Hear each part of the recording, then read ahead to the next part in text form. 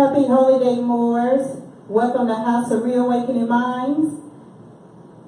Thank you for coming out and tuning in to House of Reawakening Minds as we strive to be a holistic center for spiritual grounding, free thought, self-discovery, and Moorish science, an awakening experience for all ages.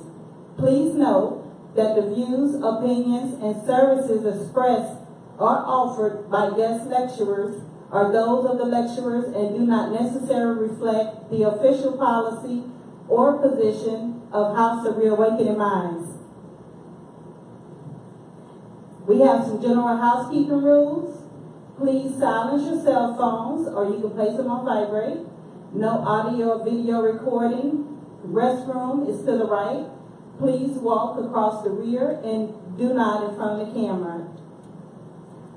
Today, our guest lecturer is Abdullah El Talib Mosi Bey, educator, author of Moorish and Masonry, as well as upcoming book of in August or early September of 2018, which is Masonic Compass and Square and their connection to the measurement and timekeeping.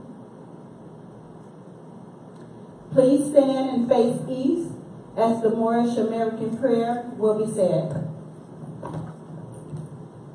Please place your feet at a 45-degree angle, five fingers on the left and 2 on the right, and repeat after me. Allah, the Father of the universe, the Father of love, truth, peace, freedom, and justice. Allah is my protector, my guide, and my salvation by night and day. Through his holy prophet, Drew Ali. Ameen. Thank you.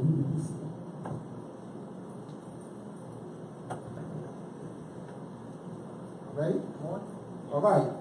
Salam, everyone. Assalamu alaikum. Beta Megum. Beta Megum. Beyond. Respond. Not beyond. I shall come. Come into the light. Beta Megum. Come into the light. Beyond. I shall come. All right. First question. It's the first segment of the presentation. Why is Friday the holy day? Yes. We're going to give the mic. All right. Why is Friday the holy day? From what I was told, it's because we were manifested in the flesh that day. All right, so we were manifested in the flesh. I'll write that one down. Manifested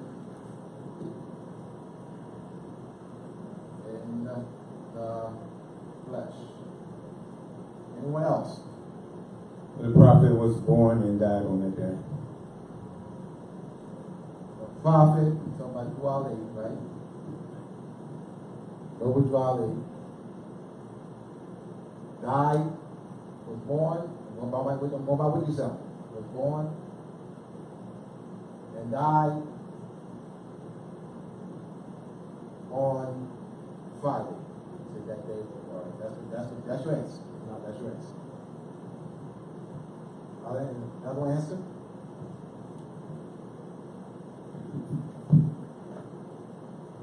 What about those who are listening? Those who are listening via Facebook Live. You have an answer? Why is Friday the holy day?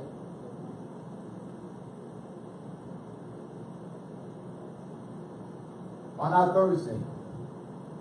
Or Thursday? Or Day of Odin? Why not Wednesday? Or Wooden Day? Right? Why not Tuesday or Dias Day? Why not Moon Day or Sunday or Domingo, Day of Power? Dominique, or Dominoes, I am power. Why Friday? Was that arbitrarily decided? Charles Brown Bay stated because our father Adam was created on Friday. All All right? Our father,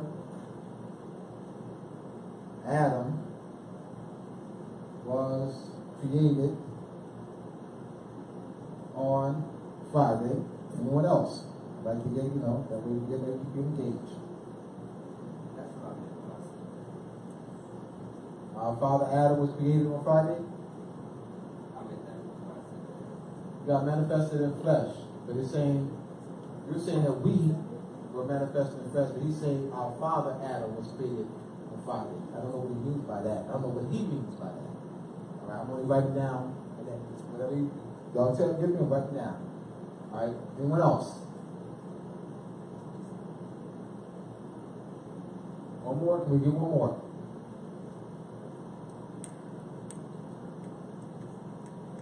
Is it arbitrarily decided? I guess y'all not saying it's arbitrarily decided. Y'all gave me the answers of it. Happy Holy Day. Why is it holy? Why is it day holy? What makes it holy? What makes it happy? What makes it holy? That's another question. All right, let me hit it. Friday in Old Norse, the Old Norse word is Freya. Freya, the goddess of love or goddess of fertility. Goddess of love, goddess of fertility. Freya. They'll give the etymology Friday love because it connects to the goddess of love or fertility in Old Norse. The word that's used in Latin is Venus, Uranus, Dies, day of Venus, day of Venus. So Friday is the day of Venus. So Friday is holy, is the holy day because it connects to the planet Venus. Freya is Venus, that's in Old Norse. So why Venus? What is so special about Venus? Have you ever heard of the helical rising of Venus?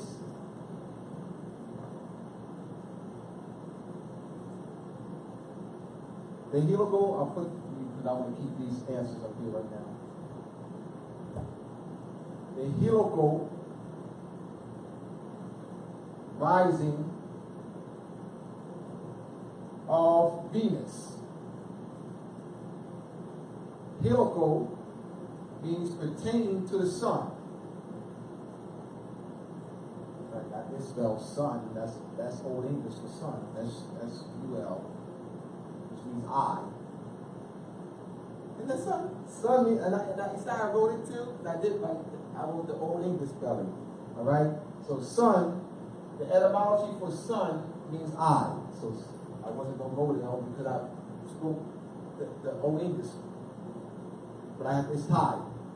The etymology for the word sun is I. Why? This here is a symbol for the eye of Ra. The eye of Ra. And Ra is what? The Egyptian sun. The name, all right? The name for the sun in Egyptian. Eye of Ra. So, you see, this is called epistemology. Epistemology is a branch of philosophy that deals with how one knows knowledge. So this imagery, epistemologically, this word sun, epistemologically is connected to this image. That's why it means eye, because it's what? The symbol, eye of sun. That's why they got it from. That's why they're defining, so they kept it. They maintained it in its etymology. they maintain the epistemology in the etymology. That's why it's defined as I. And this is the symbol. This is the glyph for the sun. All right? Helical rising of Venus. What's so Venus is special because the helical rising of Venus is in between the middle of March and first week of April. And what occurs, what the helical rising of Venus brings is rain. We made a calendar, which is a 260-day calendar. The Venus calendar is 260 days. They refer to as the Mayans, charted the cycle of Venus with meticulous calculations because the agriculture was dependent on that. The rain was needed for the corn to grow. Cornucopia, horn of plenty. So the rain was needed, so you have to chart it by making a calendar and calculation charts. So this is why Friday is the holy day. It's the day of Venus, the day of fertility. All right? So that I don't want you just to arbitrarily, nothing was arbitrarily decided. Laws of nature and nature's God is the guiding factor for everything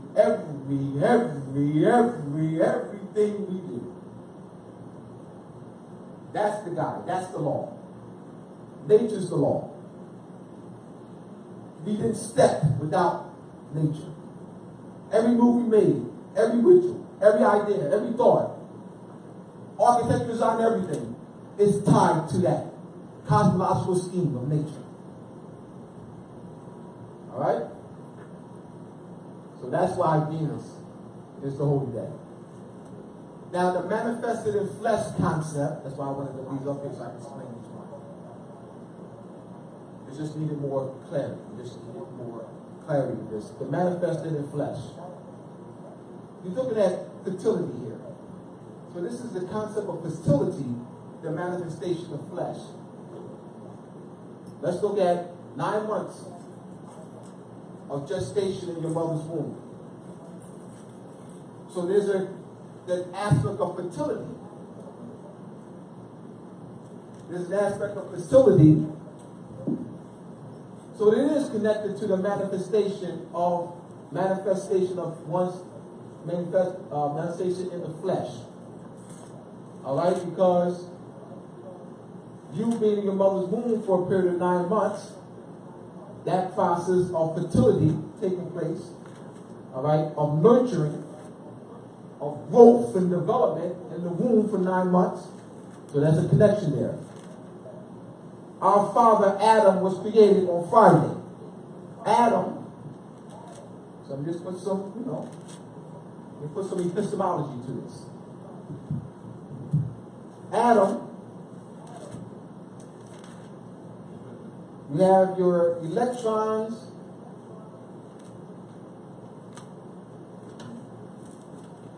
protons, and neutrons. So if you want to look at a crystal or how something was created or this scheme or pattern of creation of crystals or plants, it has an atomical arrangement. What is the atomical arrangement of this particular crystal? All right? Right. How many electrons and protons and neutrons? What is its makeup? What is its atomical makeup? What is its atomical structure? All right? So you're looking at creation and Adam are connected because you're looking at the atomical arrangement of a particular molecule. All right, so we deal with aspect of science. Let's put the epistemology to it. So we're not just, I don't want y'all to be parents. I don't want y'all to be parents. I want you Friday the holy day. You know, manifested in the flesh. Our father Adam was created. That's being parent. I want y'all to parent. I want you to know it. I want you to know why Friday the holy day. Why our father Adam was created on Friday. Why manifested in the flesh. What does that mean? What is the epistemology? What is it connected to? All right. Any questions? Those who are listening via Facebook Live. Those here in the audience, any questions? Points of clarification before I go on. So I can move on? All right. All right. Friday the 13th. There's a movie, a series, a sequel called Friday the 13th. And why are people afraid of this day? Why are they afraid of the term Friday the 13th or phrase Friday the 13th? Why? Well, there's a sequel called Friday the 13th, and it's killing and killing and killing and killing and killing and killing and killing that goes on in the movie. So millions of people, for the past, 20 years plus, have been conditioned to associate Friday the 13th with killing and killing and killing and killing and blood and killing and glory and blood and killing and glory. See what the Europeans did? They used the title. They used an act of killing and associated with a sacred fertility, feminine title. They are wicked, demonic. They took a most sacred fertility of the moon and Venus, Friday the 13th. And people are afraid. Oh, the day's Friday the 13th. It's unlucky. Ooh. Where'd that come from? Where'd that where'd that come from? Why millions? Why millions? Oh look, what they doing? Social engineering. Fear. So disconnect you from this. It's fear. Social engineering. So Friday the 13th. Right. You know what Friday is, right? Day of Venus. You know what that's connected to, right? Venus calendar. All right, 260-day calendar. All right, then with the morning star. 13 moon cycles. 13 moon cycles.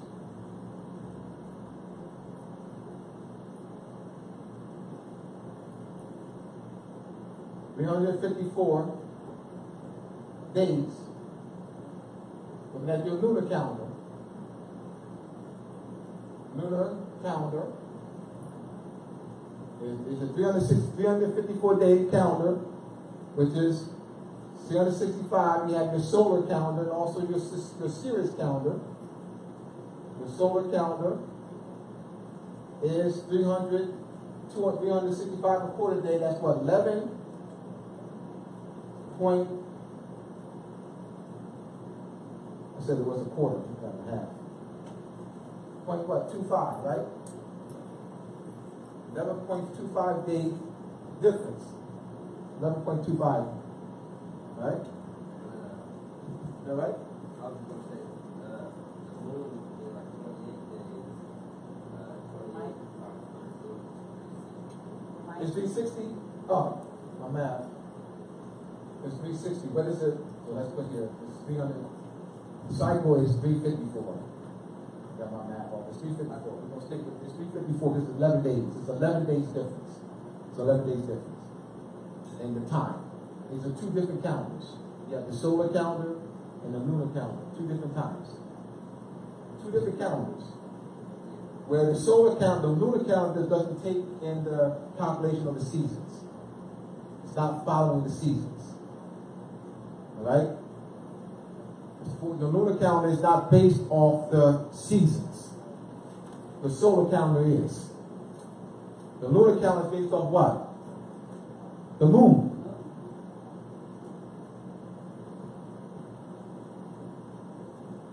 Now, circle 7. What is circle 7?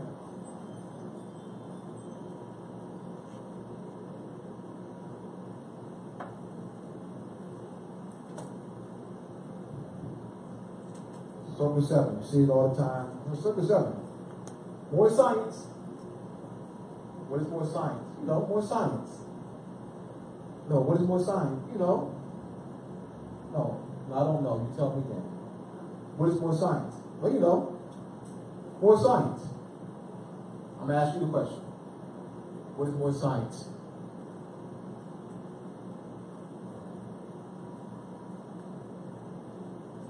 The Moorish Science Temple of America. Moorish Science Temple of America. So what is more science? Study of the universe. What does that mean? What does that mean? So you study the universe. What does that mean? You need what's study of the universe? What does that mean? What does that mean? Study of cosmology. What is that? When I'm saying what is that, give me an example. Operationalize it for me. Give me an example. Say study of the universe. Give me an example of that. It's too broad of an answer. Not wrong answer, too broad. Study of the earth, wind and fire and water. Too broad. Study of earth, wind, fire, and water is too broad of an answer.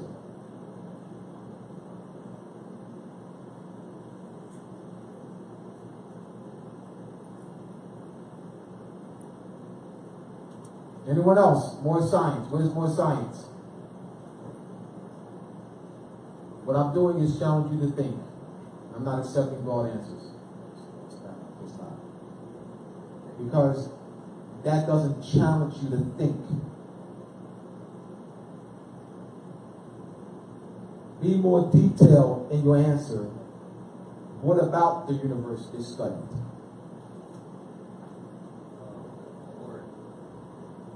What about its origin? How can I function with that answer? Give me a more detailed example. Anyone else?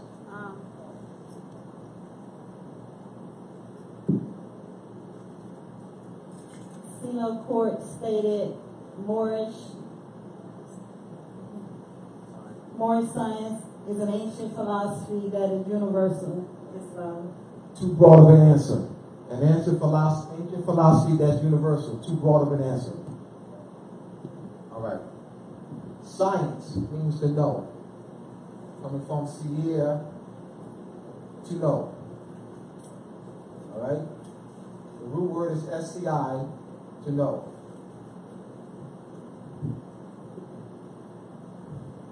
Give me an example of more science. We got circle 7 here. The cycle of the moon? Think. The cycle of the moon. That's an example. That is a clear example that you can function with. The cycles of the moon. That means you can study the cycles of the moon. If you say, well, study the universe. It's too broad. It's like, all right, you tell the sister over here, study the universe. It's too confusing. It's too broad of an answer. It's nothing that's directive.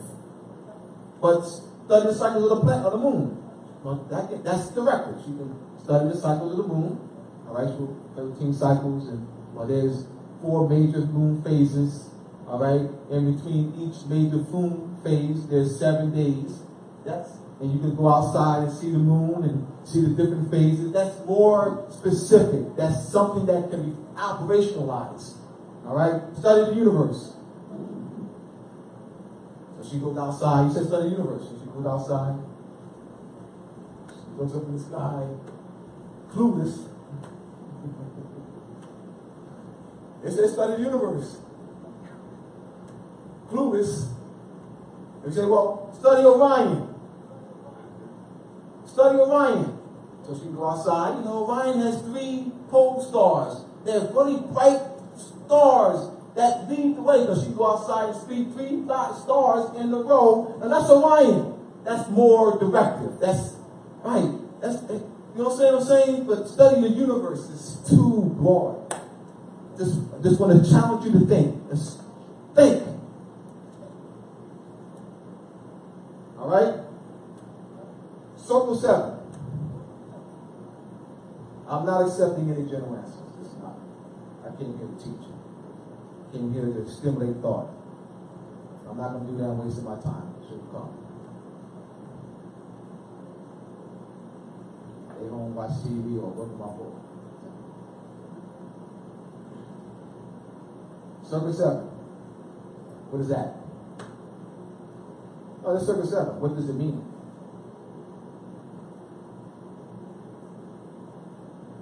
I first will ask questions before I just start talking. We'll see where you are. Those who are listening via Facebook Live, what are your answers? What is circle 7? What does it mean? Study of the sun, moon, stars, planets. Study of the sun, moon, stars, planets. Why 7? 7 planets that rule out of 9. 7 days of the week. What are these openings? Gates.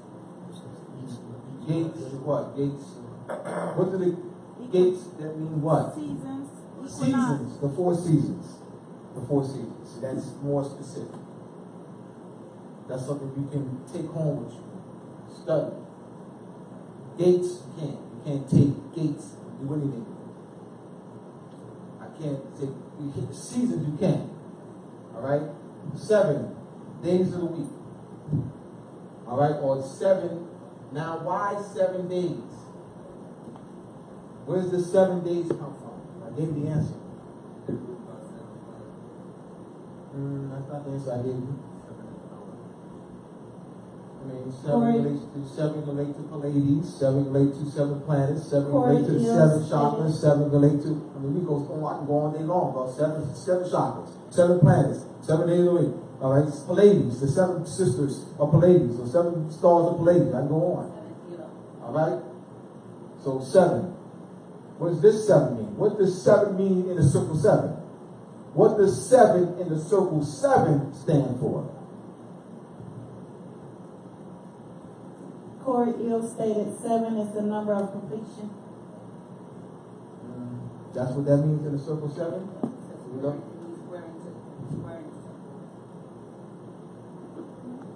All right. Here we go.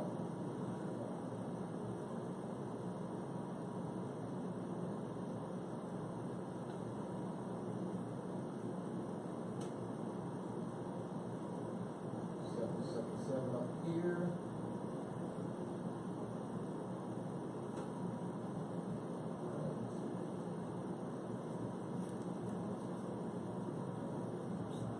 Right.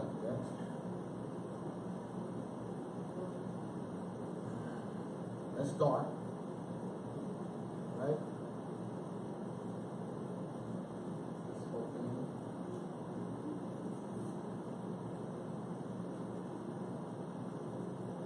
All right.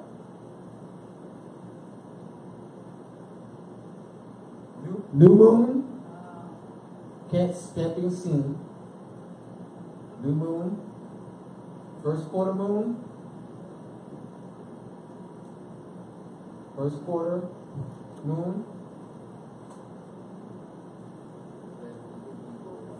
full, huh? No, that's right. That's right.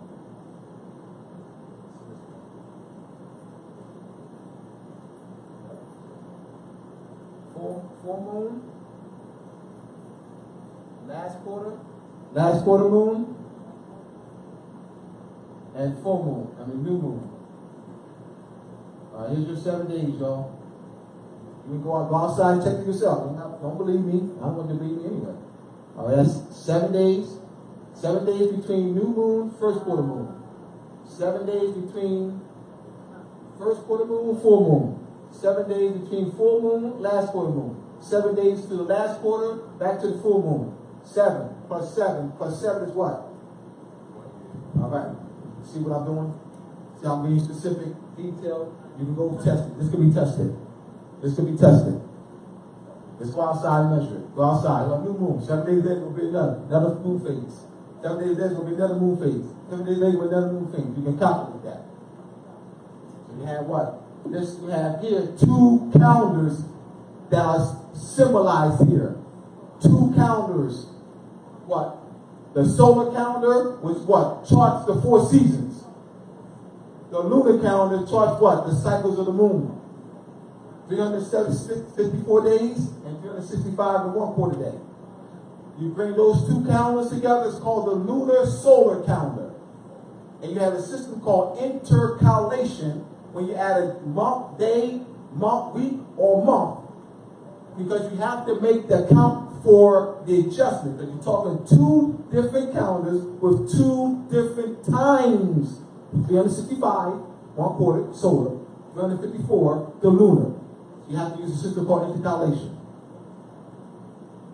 Alright? I'll write on the board. Intercalation. This is more science. I'm talking more science. With detail. I know that I had to be detailed. Being general is not going to get it done. It's not going to fix your mind. It's just too broad of answers are not going to get it done. Because you can't apply those broad answers.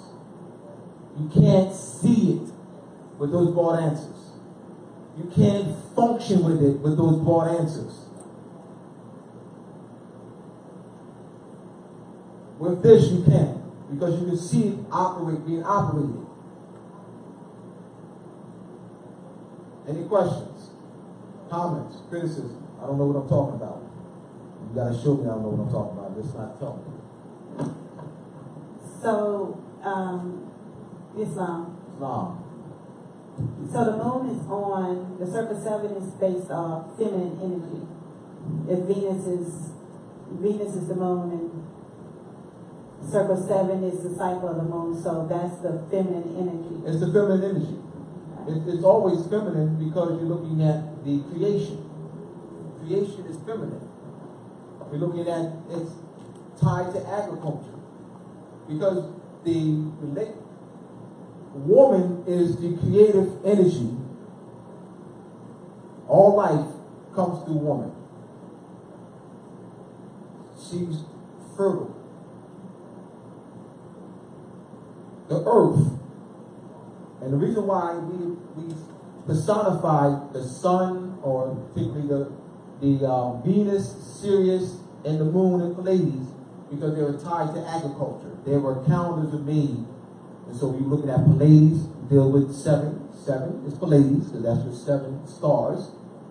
And that 7 stars also tied to agriculture. Venus was heavily tied to agriculture. Because the corn depended on that. Depended on the rain. Sirius, tied to agriculture. That's the lifeblood of the Nile Valley. Because the Nile River, when it flooded or inundated, the soot is high in nutrients, rose to the surface, and fertilized the Nile Valley for the crops to grow. So that cross, being a diameter, marked and charted the flooding, the annual flooding of the Nile. The Europeans came along, well, not only were we there too, so everything's not blamed on the Europeans. The Europeans were not the ones who initiated the destruction of fertility sites, honoring, so I'm not blaming everything on the Europeans. The Europeans were not the ones that initiated the destruction of sites that honor Venus or the moon, Auza. Europeans were not the ones. that initiated that. They're part of it, but they're not the only one. Don't say this to Europeans. No. I agree behind males. We're part of that too. So I really have a hard time pushing male images. I can't do it. I can't. There are miles of blood, miles of women's blood that brought about those male images. Miles of women's blood brought about the bowing down to male images. Why do millions of people worldwide bow down, worship, honor male images? Blood, killing women, destroying ancient archetypes of Azusa, the moon. That's why. So I can't honor that. I'll bow down to a woman's statue. I'll give honor to female names, but not to no male names. Can't do it. Not based on what I know. Can't do it. I won't do it. Won't do it.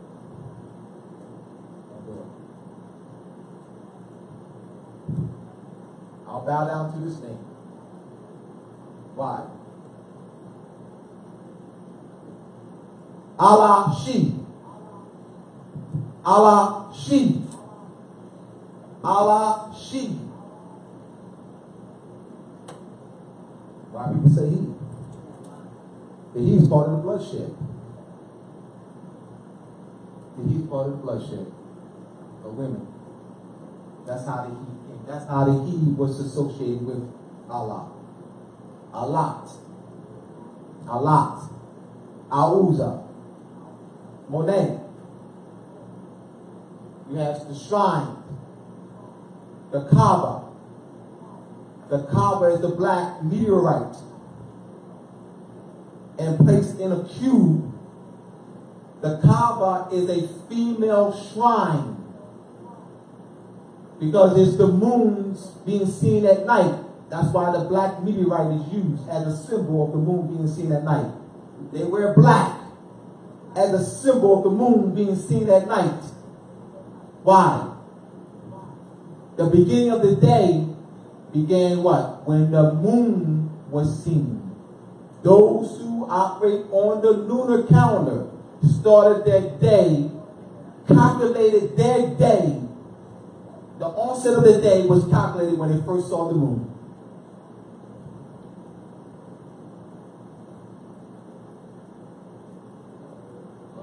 So their rise was what? Moonrise. That's when you go on the solar calendar. That's why. So everything was moon. Allah, Auza, moon. Goat, horns, goat, moon, goat, sin. Nana, Allah, sin, moon. 13, Friday, Venus. And what do Europeans do? And also males that look like me and you do. Suppress that. I'm not going to say everything on the Europeans, fam. I'm not going to, if I'm going to tell the truth, everything's not from the Europeans. But everything is not mentioned by the Europeans. That's a bullshit lie.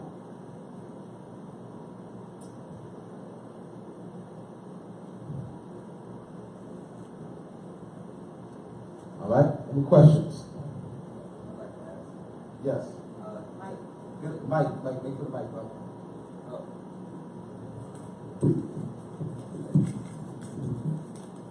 I'm on the Egyptian calendar. Today is actually the last day of the year before the intercalary day.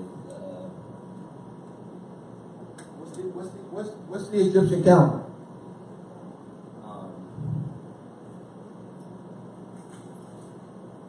I guess where we're getting the Gregorian one from. What's like the Change it up. The new year. You want it. Hold on. The new year. But change up how you're saying it. It's the origin of the Gregorian calendar. Change up how you're saying it. I know the Gregorian calendar was misrepresented. The Egyptian calendar has been misrepresented. The Egyptian calendar has been misrepresented as the Gregorian calendar. Okay. It's not the origin of the Gregorian calendar. Why? Why am I telling you that's the way you're saying it? You were on it, but it's not the origin of the Gregorian calendar. Why? Because there's no such calendar. It's the same calendar. What they're calling the Gregorian calendar is the Egyptian calendar. In 1582, on October 4th, 1582, quote unquote, using the Egyptian title, Pope Gregory the 13th, because there is a 1 day lapse every 4 days in the Egyptian calendar, Gregory the 13th had to make the adjustments. He jumped the calendar by 10 days. So tonight, October 4th, we wake up the next day is October 14th. October 14th, 1582. There was no October 5th, 1582. There was no October 6th, 1582. There was not October 7th, 1582. It was jumped to make the adjustments. That's what they're calling the Gregorian calendar. It's the Egyptian calendar with adjustments made by Gregory the 13th in 1582. Am I clear on what I'm saying? Caesar in 443 BC did pretty much the same thing, using one of the Caesarius, an astronomer, to take an Egyptian calendar to make adjustments. They call that what? The Julian calendar. Brother, they didn't make the calendar, yo. You can't show me a Gregorian calendar or the Egyptian calendar, or Julian or Gregorian calendar. You follow me? Follow me. I'm gonna prove my point. A calendar is based off an astronomical phenomenon. You have to have something that you're going to base your society, that you're going to chart. Venus, the moon, or Sirius, dog star. All right, what is the quote unquote Gregorian calendar based off of? The helical rising. Thank you. Which is no such calendar called Gregorian calendar. That's my whole point. Once you understand how a calendar is made, what's the focal point of a calendar, then you understand that they make a calendar. 365 days is what? Psycho Sirius. Questions? You have Chichen Itza, the pyramid at Chichen Itza. There are 4 sides, 91 steps. 91 times 4 is 364, and the top step is the, 365th step. That's a calendar, encoded. It's a Syrian calendar, encoded. All right? This is more science. This is masonry. This is folklore. This is superstition. All one the same. Mythology, folklore, superstition. It's more science, philosophy, all one and the same. What they did was, Europeans in this case did this, they separated them to make money. Philosophy. It was all under philosophy. It was all philosophy. Let me prove my point. PhD step, Dr. Nayala, help me out. So they say, I don't know what I'm talking about, no problem. What does PhD stand for? Doctor of Philosophy. Don't they get one in math? PhD in math is what? Doctor of Philosophy. And chemistry. And physics. Come on, keep on. Why they got PhD after all of them? Physics, chemistry, this, whatever. All, why? It's all philosophy. It's right in your face. It's all philosophy. Because that's how it was. So they're still maintaining it. I'm telling you, bro, they're still maintaining the culture. They call it philosophy, PhD in math, PhD in chemistry, PhD in physics, PhD in biology. They're still calling it philosophy. Philosophy in math, philosophy in biology. They're still maintaining the culture. It was all under philosophy. It was the Europeans that separated it. It wasn't taught like this. The way it's taught today, 20 years ago, 30 years ago, 40 years ago, 50, 60 years ago, it's not how it's taught. It wasn't taught that way in just elementary schools. Math, over here, biology, chemistry, physics. It wasn't taught like that. Philosophy. Philosophy. And you were taught what? The basis of the law. It was philosophy. It wasn't separated. The 7 marks. You understand the copy scheme? So they're maintaining some of that. Question. Mike? 1, 2, or 1, 2? It's philosophy from Sophia. Yes. From Gnostic studies, from Noah. Yes. Basically, a lot of what I guess Christianity does is tries to suppress the Gnostic knowledge. That knowledge, they want believers, not knowers. So if you're studying philosophy, you're studying knowing. Absolutely. Absolutely. Now, and I know you said Christianity because that's what you used to say. I know it's probably those other things. Yeah, I know it's because, that's what they stole that from you and they misrepresented it as Christianity. They took your title. I've done this about 1,000 times already. Maybe not that 1,000, maybe 200. Over 200 times I must have given this lesson. Period of 10 years.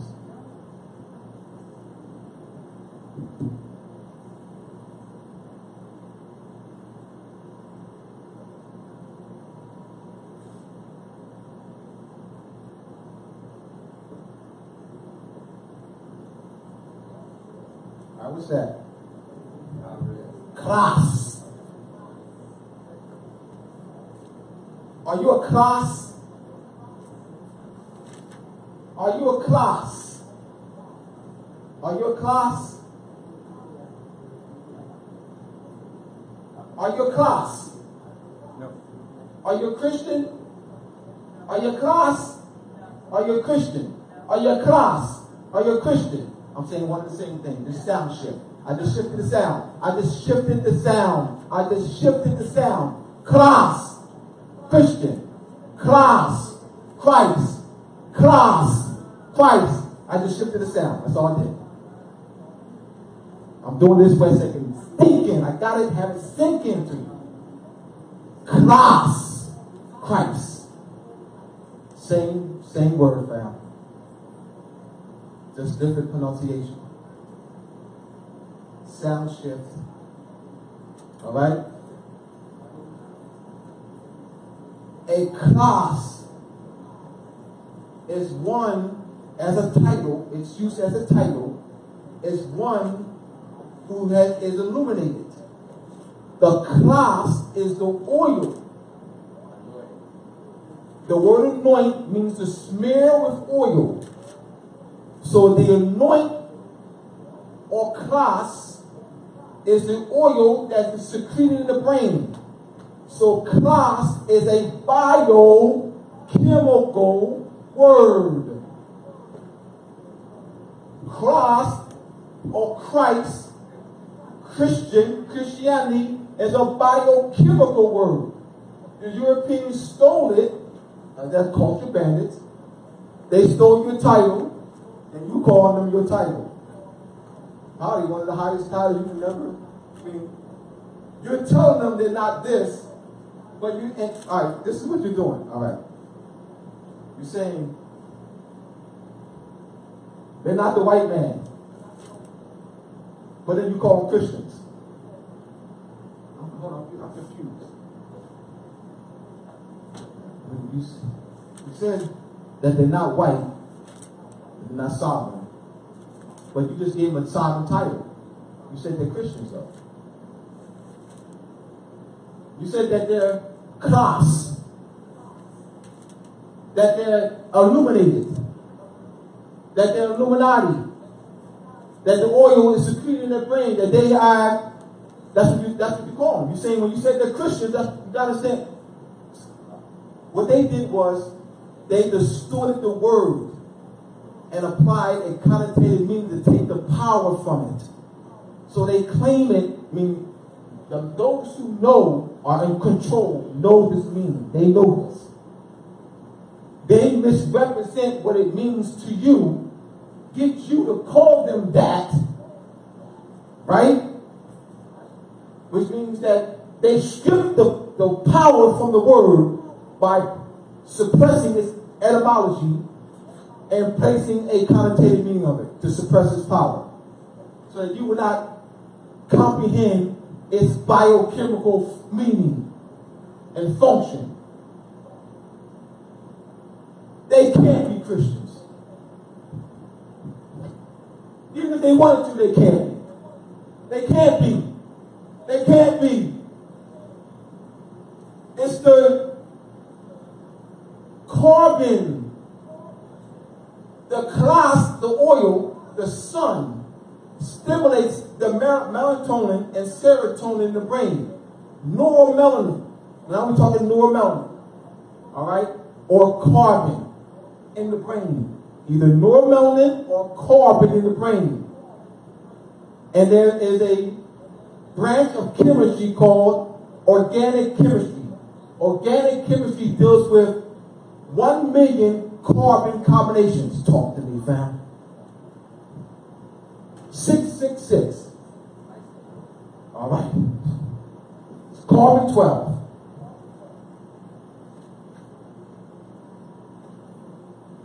Found it all throughout the universe.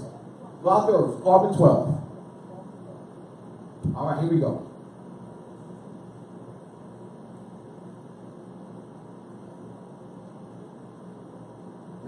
This is what Cameron wanted you to do. All right, here we go. 666. 6 electrons, 6 neutrons, 6 protons. So carbon 12 is made up of 6 electrons, 6 neutrons, and 6 protons. And carbon is the basis of all life. Melanin is carbon. We just use the word melanin, but it's carbon. It's carbon. And the sun was the source of light.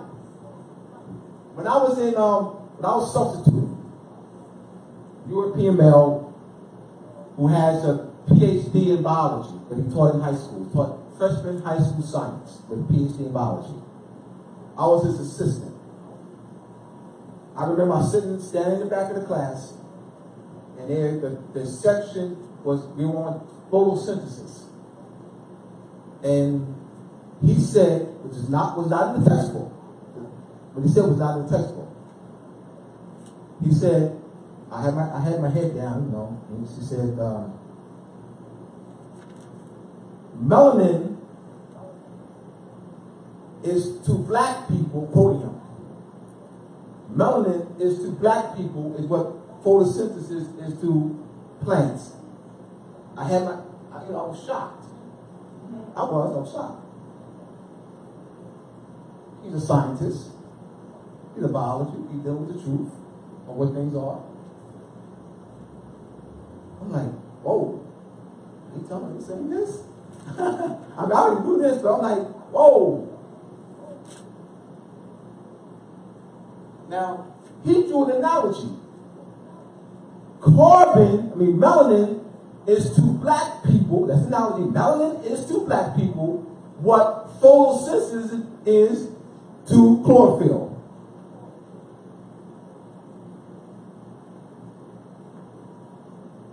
Sink that in, y'all.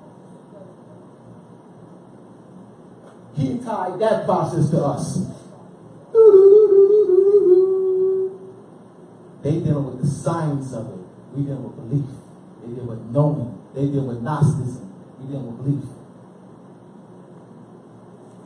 I discovered in writing and researching for the Illuminati book, which came out in April 2016, that billions of dollars, billions, has been spent over the past 25 years in biochemical research tied to melanin. 25 billion. You think this man going to spend that much finance and research for something that's useless, James,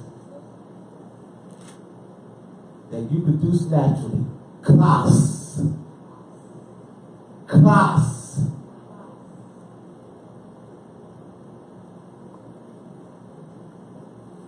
They're one of the research that's in my book, Illuminati book. There's a university, the University of Minnesota, and spent 20 years of research was to see if they could use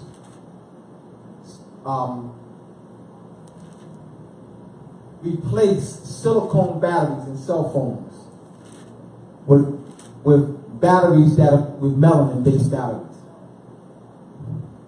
because it's electrical charge. Let me continue.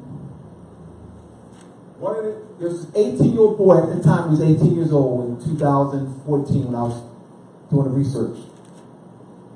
In one of the poor area, I think, in India, there was no electricity. He was a barber. He was cutting hair with scissors. And what he did was he saw that the hair, because they have black hair, that he was able to use hair as a source of electricity. I said, oh my God. We got to be powerful. We are walking batteries. Literally walking batteries. Europeans know that. After all, they spent over $25 billion researching you. The spies, the rejected, the unwanted, are so powerful that the Europeans can't live without you. They cannot live. Hear me out. I got you. The Europeans need us to live. We don't need them to live. They take your afterbirth. They need us to survive. We don't need them to survive. That's a fact, Jack. Talk to me. Islam, on the subject of our hair and its abilities, they might be listening, but there is a sister who has contacted me, and I think I may have talked to you about it, who has done major research in the matter of our hair. Right. She's found some ancient formations, writing, and other things that our hair stands for, like you said, besides the electricity.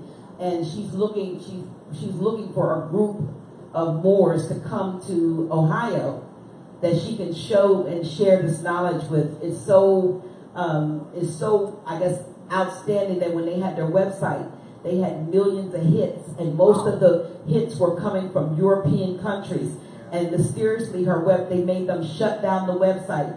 She sent me some of the web pages, but you actually even see numbers and hieroglyphs with the hair. And she said, I'm not even giving you all of the information because you have to come. And I think we did talk about it. She's taken a contingency to Ohio, to Columbus, to see exactly what this is. She said it's an amazing discovery with hair. Wow. Thank you for that. So I just want to provide scientific information to move from the belief, move from the vague discussions about carbon, what they call melanin. It's carbon. And so you have carbon 12, which is in your brain, called neuromelanin, or carbon of the brain. And it's the neuromelanin, the sun. That's why the Europeans can't be class. I'm explaining to you that they can't be. Once you know what it is.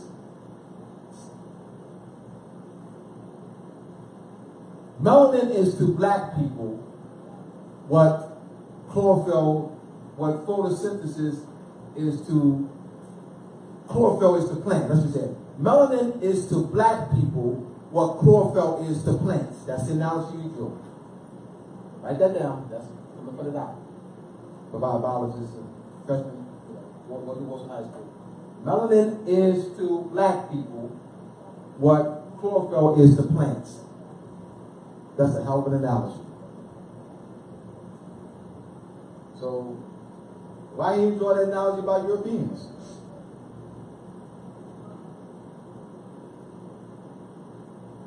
Because they deal with knowledge, man. Brother, if you deal with science, you don't got time to deal with that. They deal with knowledge. They want to live. They want to live. They got to deal with knowledge. They got to deal with what it is. We walk around with belief and all that dumb crap. They study it. They put billions and billions and billions into this. There's a product called MeloLens, sunglasses, which you don't need. It's MeloLens, coated with melanin. Sunscreen. Yes. It costs about 125, more. What's melatonin? Where's that made from? They use for sleeping and because that's also once again neuromelanin, sleeping, all right, neuromelanin, insight. They could never see like we can. They could never sin like us. Why? I ain't being prejudiced. I can take their own research and bust their bubble. Take your own research. Billions and billions and billions of dollars research in melanin. They could never sin like us. They could never be Christ. They could never be Christ. They could never be Christian. Never be Christ. Never be Christian. Christianity is a study of what I'm talking about Christianity. Christianity is a study of melanin. Christianity is a study 666. Carbon 12. This is Christianity. This is studying Christianity. This is Christianity. This is Christ. This is Christ. So you become the Christ once that we stimulate your mind. But the Christ is already in you. So it's a study of us. It's a study of us. Christianity is a study of us. Thank you. Where does melatonin come from? Are they actually extracting it from us because it's not synthesized, right? They have to have to make something synthetic. You have to have some of the absolutely, because they use it for sleeping pills, right. All right, and that's one of the functions of the carbon or melanin. Absolutely. So.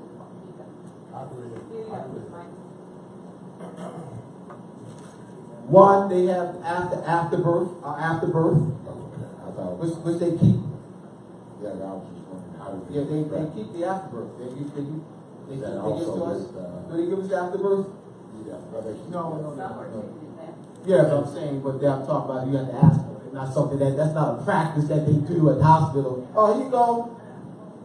Take on your afterbirth. Give you a jar. That's not a practice that they do. You have to ask for it. Yeah. I mean, but how many of us will ask for it though? I mean, Right. Well, you think they're throwing it away? Oh, that's right. No, you don't have to ask for it. You say you have to sign documents. Right, sign, right. But I'm saying they're not going to automatically give it to you without you signing some documents or making it the point that you want it. There is any other kind of way to extract? You have the carbon 12 is everywhere. Carbon 12, you're looking at in soil. Carbon 12 is plentiful in the universe. It's carbon. They're saying melanin, it's carbon. It's carbon. If you say melanin, I don't want you to think it's not this. This is what it is. Organic chemistry, not chemistry, organic chemistry. Because it's more specific study than carbon, that's what I'm saying. Organic chemistry is a specific study of chemistry that deals with a million carbon combinations. Brother, they studying this. This is serious. They got a whole branch called organic chemistry that's dedicated to studying this. But they are serious, they are focused, and they pour billions into this, brother. They are for real because they want to live. They want to live. They know they ain't you, they want to live. So they can live without you, they'll kill us all, but they can't because they need us to live. I'm keeping it real. All right? So that's Christianity.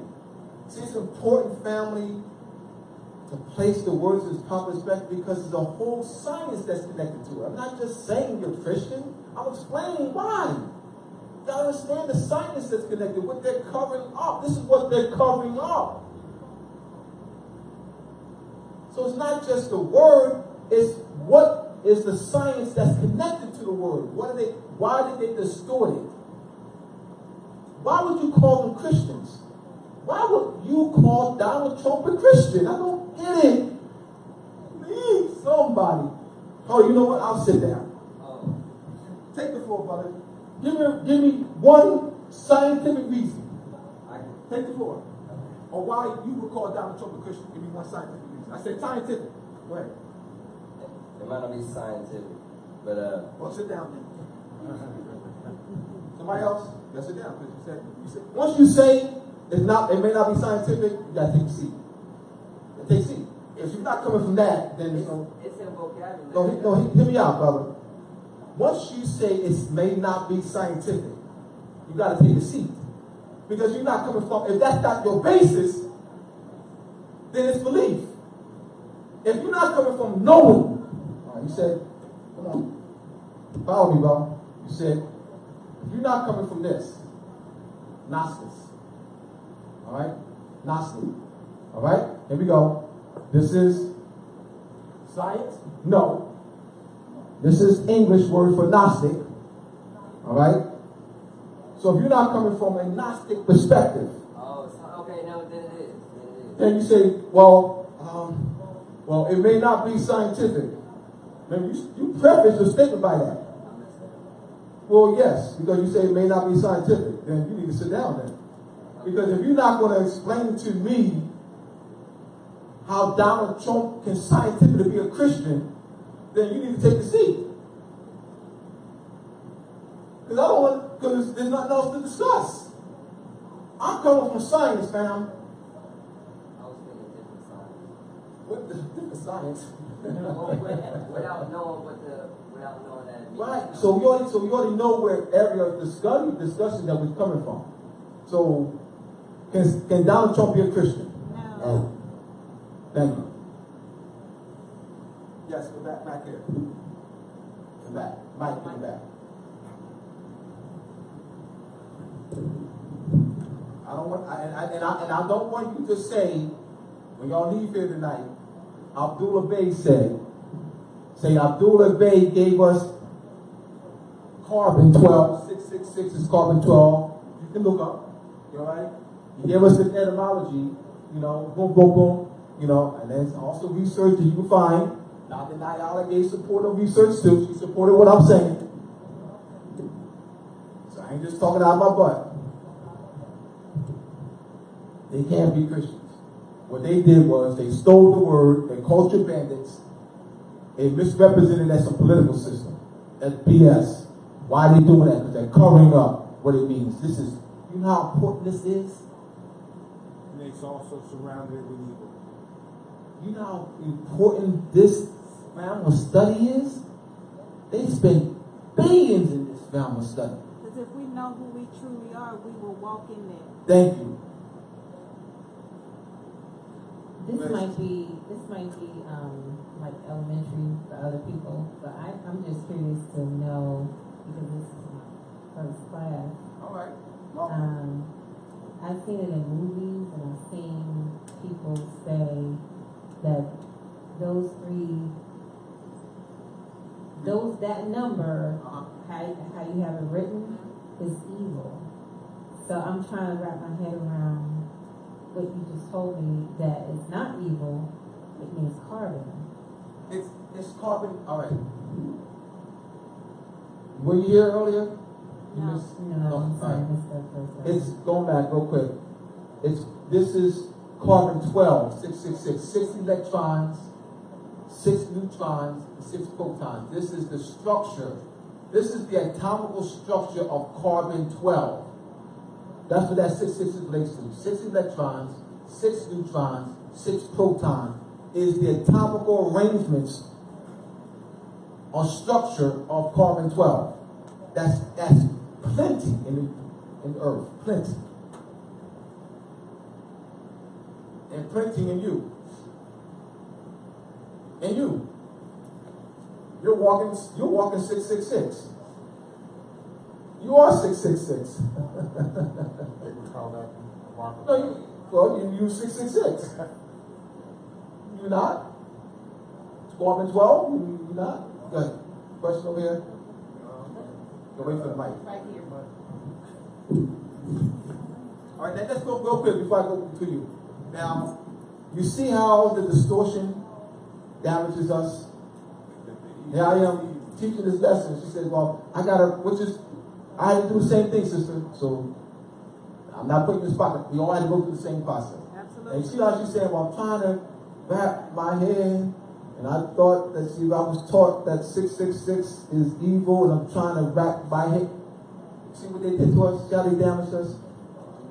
The fact that when you even hear the truth, you still gotta wrestle. You see how the children can develop faster, because the children ain't not gonna have this.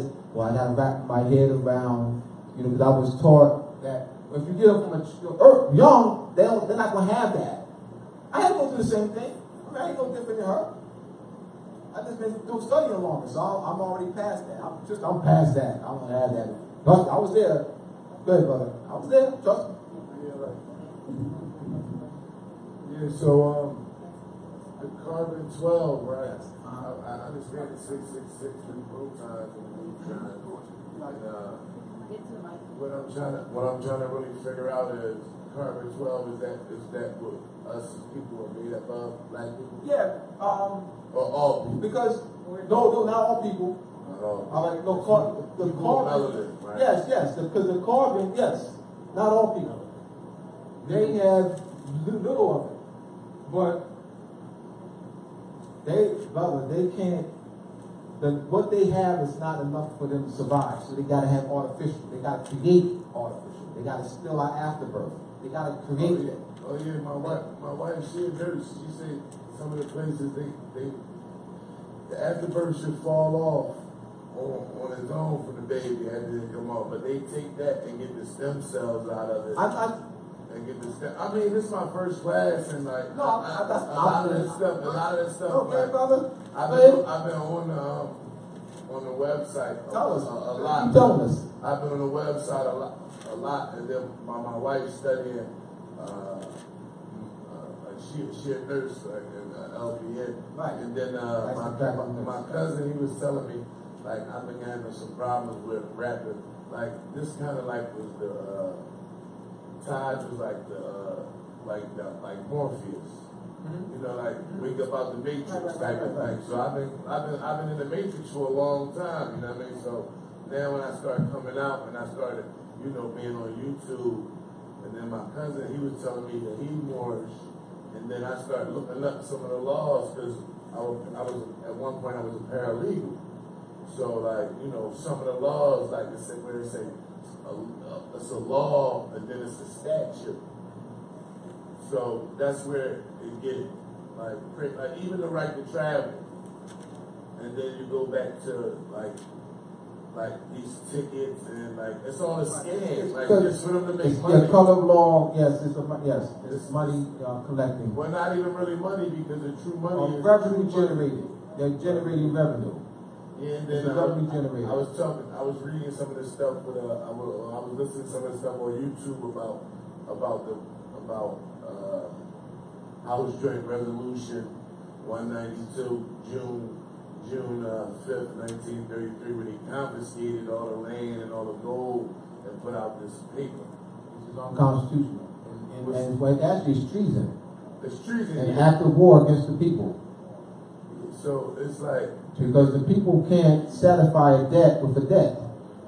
So it does, it puts the people in perpetual servitude. like modern day slavery. So like It never ended. It never ended, yeah. So but it just turned modern with the Rothschilds and Rockefeller and all that, and the public. Like how you were talking about the baby, like the babies, they get it faster. But with like my kids, they didn't understand a lot of what like I was saying. But I was telling them like Mr. Rockefeller. Mr. Rockefeller was he took his money. He took most of his money and implicated the public school system to dumb us down.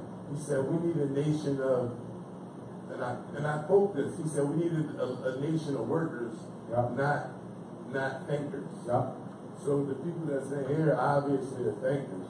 So if you came here, you made it all the way here, that you're a thinker. But I would say so. I've been going in and out like ever since for a while. I've been going in and out of these these institutions. You know what I mean? And like if you put me behind a locked door, that's a cage. So like, and what's going on with our natives to the south, because they kind of like inhabitants of the earth, and they just trying to make a better life for their families. They put them in cages, but they taking the kids away because they was born on this land, and they sending the people who wasn't born on this land back. And how are Europeans doing this? And they come from Europe. That doesn't make any sense. But you already know how they're doing it. You already know how they're doing it. They're colonists. How they're doing it is they're colonized our land. They defeat us at war, took control of our Moorish sovereignty in our government. So they're doing it because they're exercising our sovereign power through our government. And they're controlling the literature in the schools. So they're doing it by promoting through social engineering massive ignorance. That's how they're doing it. Whereas the Americans don't know that they're Americans. Millions of the Americans who live in inner cities, the millions of Americans living in inner cities, they don't know that they're Americans. I mean, they don't know that they're Aboriginal, indigenous, and native to the land. They think they were transported, their ancestors were transported on spaceships. So the problem is that millions of the Americans don't know that they're Americans. They're indigenous. Right. But they're called the European. They'll say, well, Donald Trump is the American president. No, he's not. There's no such office. The office doesn't even exist. The president of Mexico is not the American president. The president of El Salvador is not the American president. The president of Costa Rica is not the American president. No one is. The office doesn't exist. Why? Answer that for me. Why doesn't the office exist? Well, they call it because the Americans start way up top near Canada, all the way down. All right. Let me see if you're going to answer. Real quick, we'll get that back to you, Tamara. You're going to answer the question. Why doesn't the office, the American president, exist? Why doesn't this office exist? Because the America. You need the mic. You need the mic. The Americas are much larger than the United States. They started at the top up near Canada and come all the way down through Central, or I shouldn't skip North America, Central, South America, and But you need to clear something up, though. Back up. You need to clear something. You said the Americas are much larger than the United States. You need to clear. I need you to stop there. Stop there. I need you to think about it. The United States is not a land. continent? Then the corporation. No, saying, Are you talking about the United States as a You corporation? said, like, you said, all right, this is what you said. Let me write it down on board. You said, the Americas are much, you write it on the board, maybe you see, well, this is what you wrote. You said, it are much larger than the United States. What's wrong with this? There's something wrong with this. What's wrong with it? What's wrong with that? America's though, bro. The Americans, United States is a corporation. Well, United States is a corporation. fine. That's The camera's answering. Give back the camera. Well, the United States is a corporation that occupies 10 square miles, 10 square miles in the district of Columbia in the territory of Washington. And the Americas consist of the continent landmass called Canada to the North America, South America, Central America, all the way to Brazil. So, and the surrounding islands. That's correct. Thank you, Brother Islam. So that is probably, I would say, a debunked statement. Yes, because the United States is not a landmass. Right. Right. The United States is not a landmass. So you say the Americas are much larger than the United States. The United States is on paper. It's on paper. It's not a landmass. You know what I'm saying? It's not a landmass. So you're saying the Americas. This is land. The Americas denotes land. North, South, Central. That's using epistemology. Central and the islands, joining islands. All right. So the Americas denote land, large body of land, large body. All right. What does this denote? paper. Paper. It's not land, so it can't be. The Americas can't be much larger than the United States, because this is not a landmass. If you say, well, the Americas is much larger than China. The Americas is much larger than Nigeria. The Americas is much larger, but this is not a land. You're comparing bodies of land, large body of land, with something on paper. It's not a landmass. You can't compare these as though this is a landmass. The United States has no length. It has no longitude, no latitude. It has no geography, no airway. It has no body of lands and waters. It has no hills, no mountains. Doesn't have rivers. Why? It's on paper. Thank you. That's why.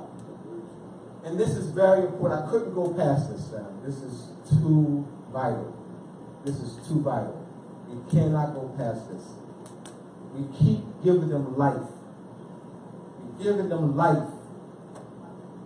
We're not calling it what it is. We're calling it what it's not. We keep giving it life. This gives it life. Can't give it life. All right? This is artificial. This is not. This is real. Because this denotes land. This doesn't.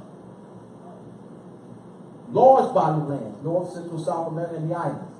This doesn't know any geography, any land, any body of earth, any waters, mountains, hills, anything. Board of directors. Yeah, well, yes. But not land. Yeah. Not land. Yeah, I'm talking about Not land.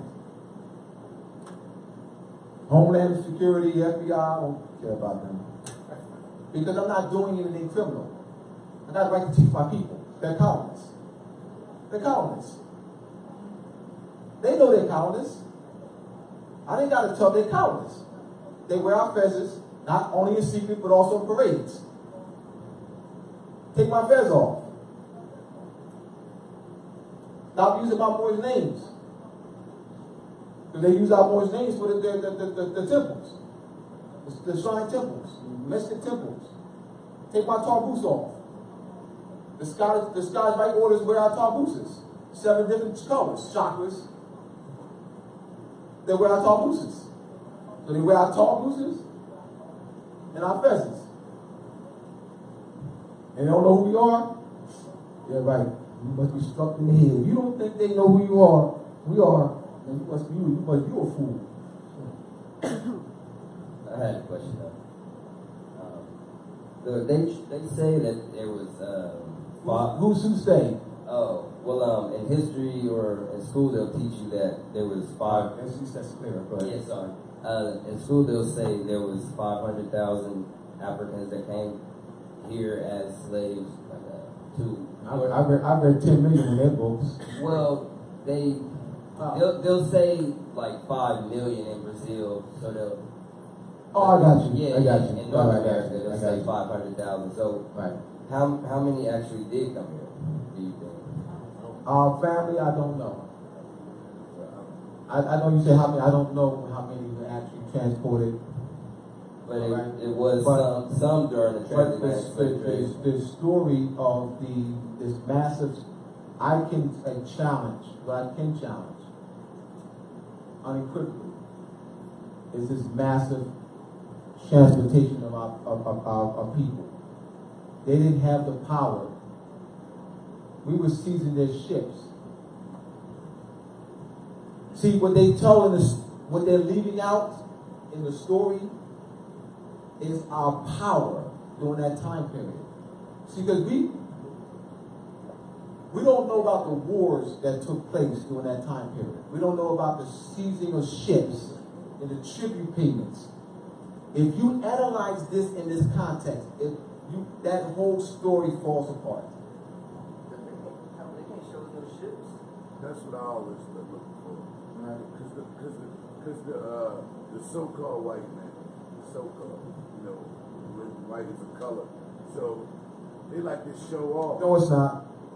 You said white's a color. Go ahead. White's not a color. Go ahead. But they like to show off, like, when they have an exhibit or something, dinosaurs, this, that, and third. They'll show you some chains that you can make anywhere, some rusty chains.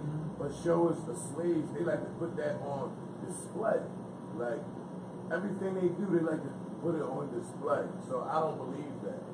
I just really don't believe that. So many of us, I believe that some of us came, but not all of us. So they generalize us as African American when we all didn't come from Africa.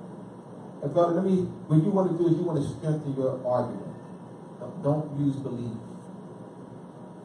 You got to strengthen your argument. I stand on it. No, I'm saying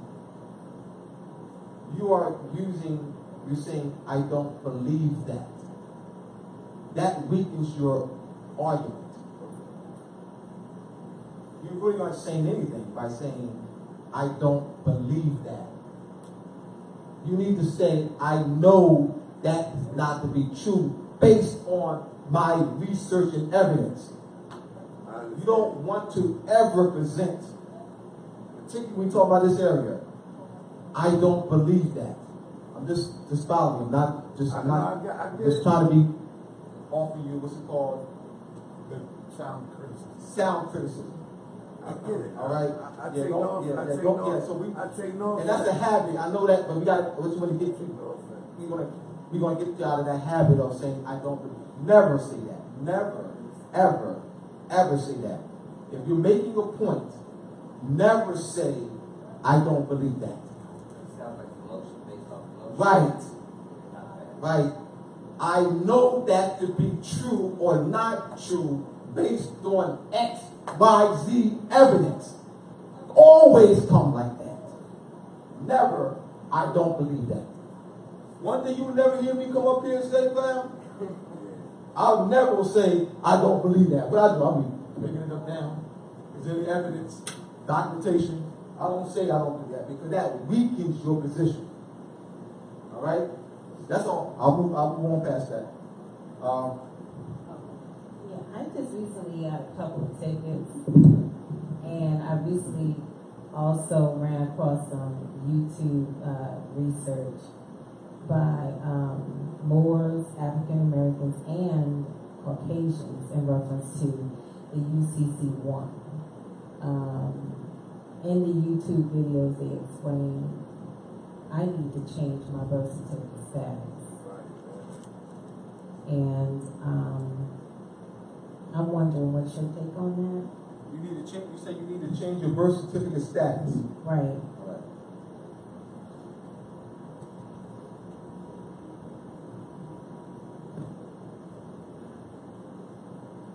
You want to correct the status. The process of correcting, as you say, birth certificate status, and what she means, birth certificate status.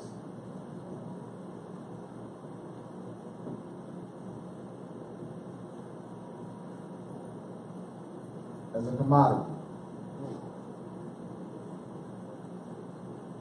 or a stock. So you no longer want to be a stock or commodity. All right? So what process addresses this commodity or stock status that you are?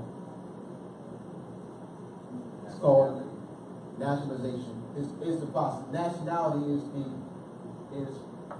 would be the identity. Nationality is the identity. So since you said that, let me explain the difference. Nationality, being a part of the nation, is the identity. Like, you say, well, what's your nationality? What is your national identity?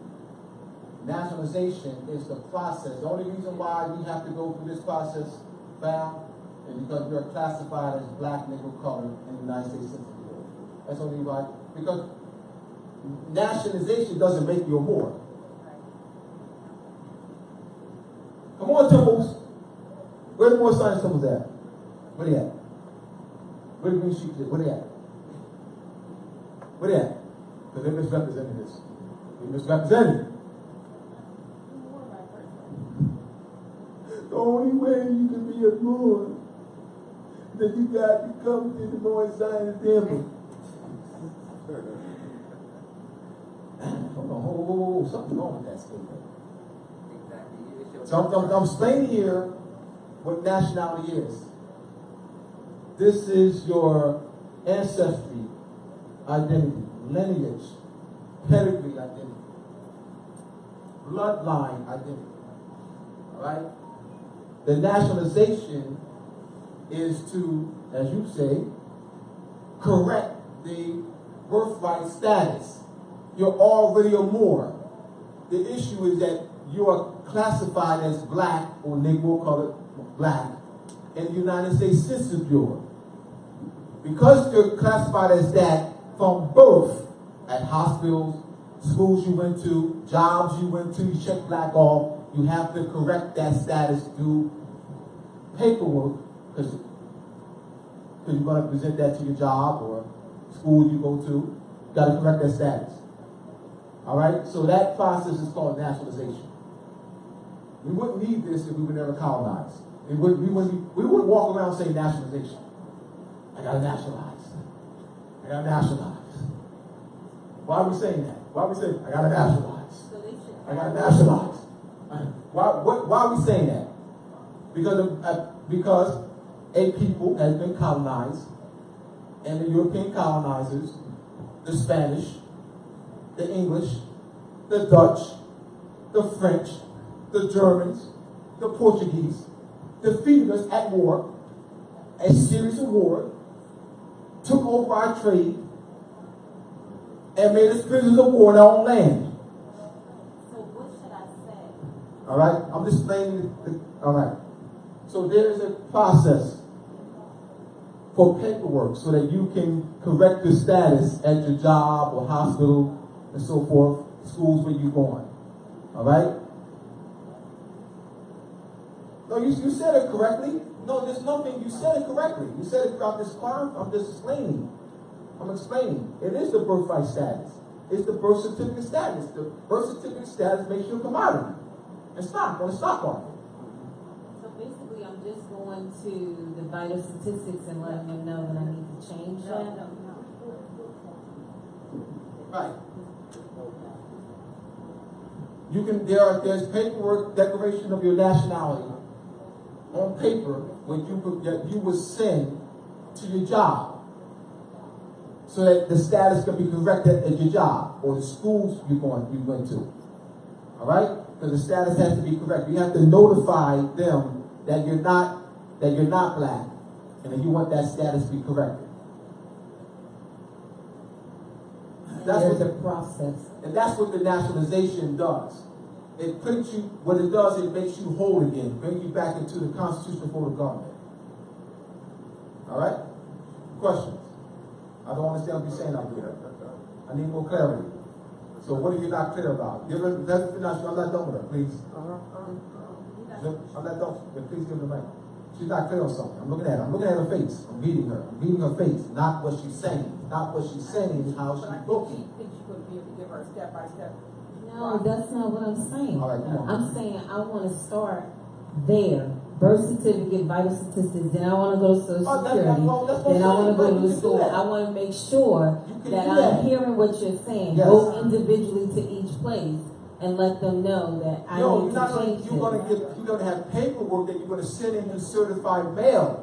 Okay, so right. Where do I get that paperwork? All right, to talk to Dr. Nahal and sit back. Here you go. In the right place. I'm sorry, I didn't understand what you were saying. That's what she's saying. I'm homed in with here. No, I'm with you. But do you comprehend what I say? Do you comprehend this now? Do you understand it? Do you comprehend what I'm saying? All right, good. Go ahead, brother. Go ahead, Tamara.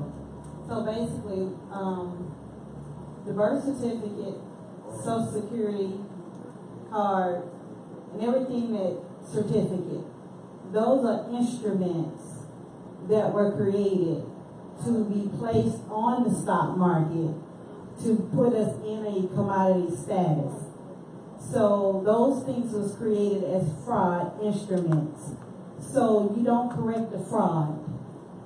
You don't have to correct a Social Security fraud. You don't have to correct a birth certificate fraud. You don't have to correct a vital statistic fraud. What you have to correct is who you are and know what you are and where you stand on this land. And that's not as Negro, black, colored, or African American. And that also applies to the driver's license? Driver's license is a fraud. It's driver license is an excise tax. Only applies to corporations. Doesn't apply to natural persons. Correct. So after the lecture, we can sit down with you and go in further detail regarding that process. It's easy, but you have to understand it in your heart first before you even attempt to want to put it on paper. Because you have to know who you are and stand on who you are and be who you already are by birth. Now, the birth certificate is a security instrument. Money is being generated on the stock market with this instrument. That finance belongs to you. Money is being generated from this. This is a financial instrument. It's a security. What they do is they'll take the information that they generate from your mother. All right, at the hospital, the time of your birth. And then from there, they make it a security instrument that they put on the stock market and generate money over the period of even after your transition. All right, that's what this is. This doesn't, see, they lie to you and say, well, this is proof of your, it is proof of your birth, so they're not lying. Let me clarify. They're not lying by saying this is proof of your birth. You're born on paper. You're born twice in the same room.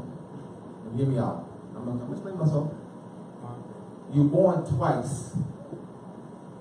The first birth, birth, is when you came out of your mother's womb. That's the first birth. The second birth, birth, B-E-R-T-H, is this. So it does record your B-E-R-T-H, birth, on the high seas. So they transferred admiralty law of the high seas onto the land and created a certificate of security. So you were born twice on the same day. Born twice in the same day. B-I-R-T-A, B-E-R-T-A. Born twice in the same day. Born out of your mother's womb and born on paper. So this here does not. This is not the birth of your coming out of your mother's womb. This is birth on paper. Are you clear on that? All right. Okay, all right. Go ahead, brother. I was wondering, about, I've been studying some of that. The stock market and how they use, they'll say, well, Wall Street. Bloomberg's report. The Bloomberg report, where it say, my birth certificate is saying that I'll spend over a lifetime this amount of money, because I'm sure I spent at least a couple of $1 million with doing the trade of things going on, just like a baby, they did a study. Some studies that they watched that I watched too, because they said a baby from 1 year old to 5 costs around about $100,000. So they using that so they can because you said spend though. You spend.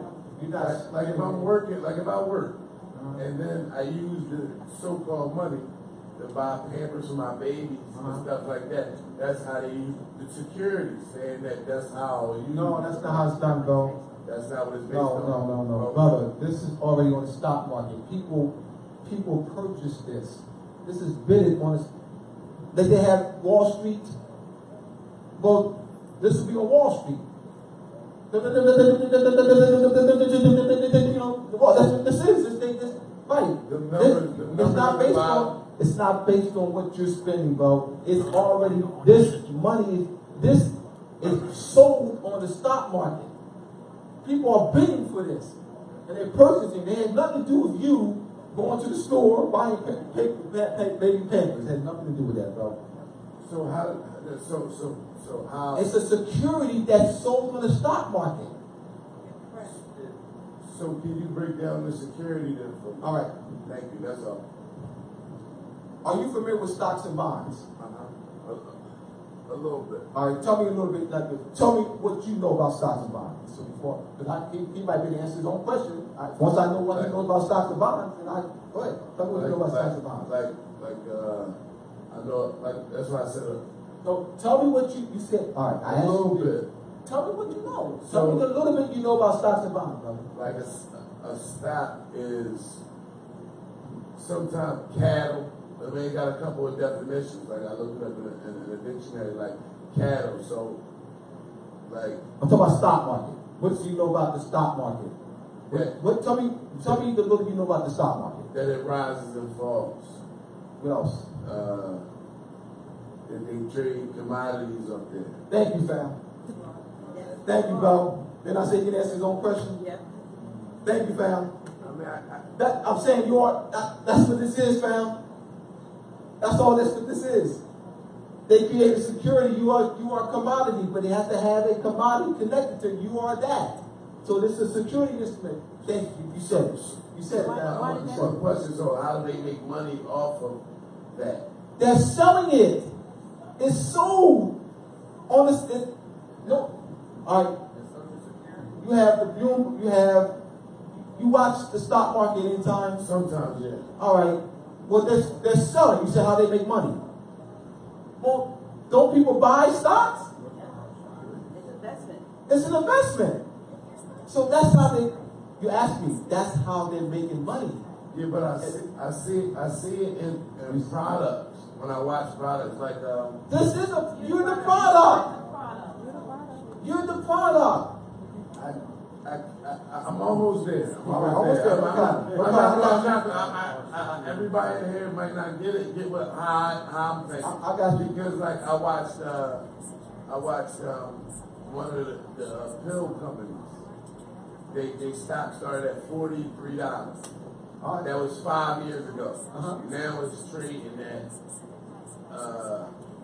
$320. All right. So if you bought it 5 years ago for $40, and then now it's $300 something. That's how this works, bro. That's You how explain it, bro. You explain it, But I wonder, You explain that. but they said this was the same company that like I was getting my diabetes medicine off of. That's how, and they changed all my medicines to that one company. You're explaining a process you're explaining how this works. So how they make it off of us? Then I don't get that. That's the part that I don't get. How they making money off of us? Because are we the product? You're the product. Okay. Say, I was saying, you're the product. You're the product. You have a value. You are a day old. You're a day old. You have a future earning. You're a day old. It starts there, a day old. And security is created. Then you have a future value. So you being a day old, you have what? 40 years of work, to work. 40, you get old, so you have it. So they're what? There's different types of stocks. So this matures. They know that you are a day old, it's going to mature. So they're projecting that based on how old you are, projecting how long you're going to live, they're maturing. And so you're being a product, if you're working every day, when you get old, work age, that's what they're investing. You're the product. They never ended. I got you. They never ended slavery. Slavery never ended. That's a lie. That's a bold-faced lie. Slavery never ended. Go ahead. What I was going to add is just what you're saying. The fact of the matter now, they're also projecting based on your so-called race or nationality, your likelihood to end up in the prison pipeline system, which will also have its own commodities which are value based on you being in the prison, industrial complex and working as for slave labor. So they're looking at a lot of things: your race, your sex, all these things. But that race is fictional. Yeah, the so-called race. But I'm it's saying, all black, white, blade, all that. That's right. what I'm saying. It is fictional, but they're looking at Right. and they're looking at the likelihood of you ending up in the prison industrial complex and what they can get out of you, because that's real cheap labor, like 39 cents, 25 cents an hour, and you putting out stuff more so than they can get over in Asia, and on top of that, they charging you. When you do get out, they still going to charge you for being in their system as if they were taking care of you. Yes. And can I add this? This is like way back. But way back when they were talking about the ships, we came on, it dropped, it just dropped into my spirit. I always feel like things come from above. And I said many of us did come on ships, but we came on spaceships. We didn't come on slave ships. And that's true. So they know it. We came on, many of us came here on spaceships. That's true. Not slave ships. Okay, look at me. I kind of lost my mind. I'm not. I thought they did. Us. No, You know about the mothership connection and cosmic stuff and all that. I guess I'm dating myself, but no. George Clinton and all that been told us about this. With that music. No, I was speaking truth. I was just thinking that we inhabited this earth, this our earth, and they came from somewhere else. No. Oh, so You know where they came from? somewhere else? You know where they came from? Make them. Not cool. You know where they came from? No. A test tube. Yeah, science project. Yep. It's called in vitro fertilization. They do that today. They crossbreed the egg of an Asiatic woman with a chimp. That's done today, man. That can be done today, bro. But I'm saying it can be done today. Can be done today. It's done. They can be done today. It was done 20 years ago with that shit. I seen it with that shit on 2020. Well, that's where they came from. Yeah, I see that. Their mother is the Moabite woman. Their father is the chimp. That's where they came from. In reverse. Quick question. Well, the planet, the apes are controlling the planet. What it means, the planet apes are controlling the planet.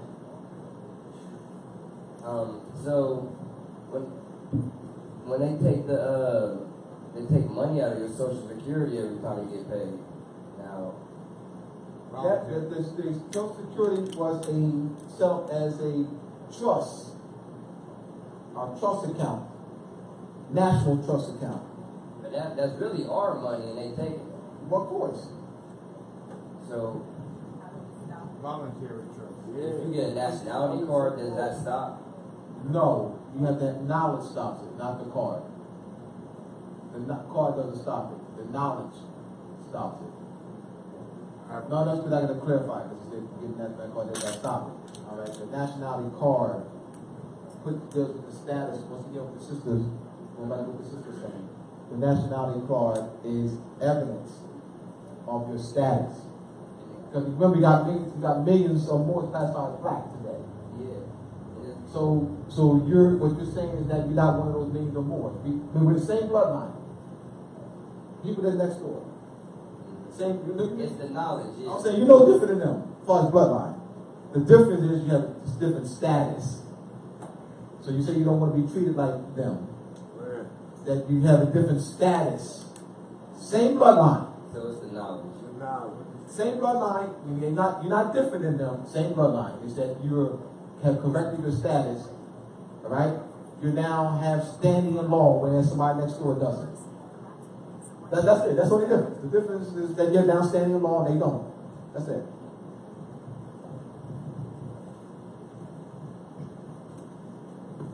Whereas the black codes can be used on them. All right. And then you're challenging that that since you know who you are, and you don't want them to use the black codes on you anymore. Right? And you're aware that they've been using the black codes to oppress our people. And you're challenging that. And you have first now have standing. And then you have that standing gives you a leg to make an argument in the proper venue. And apply the Constitution and the Treaty of Peace and Friendship for your defense. I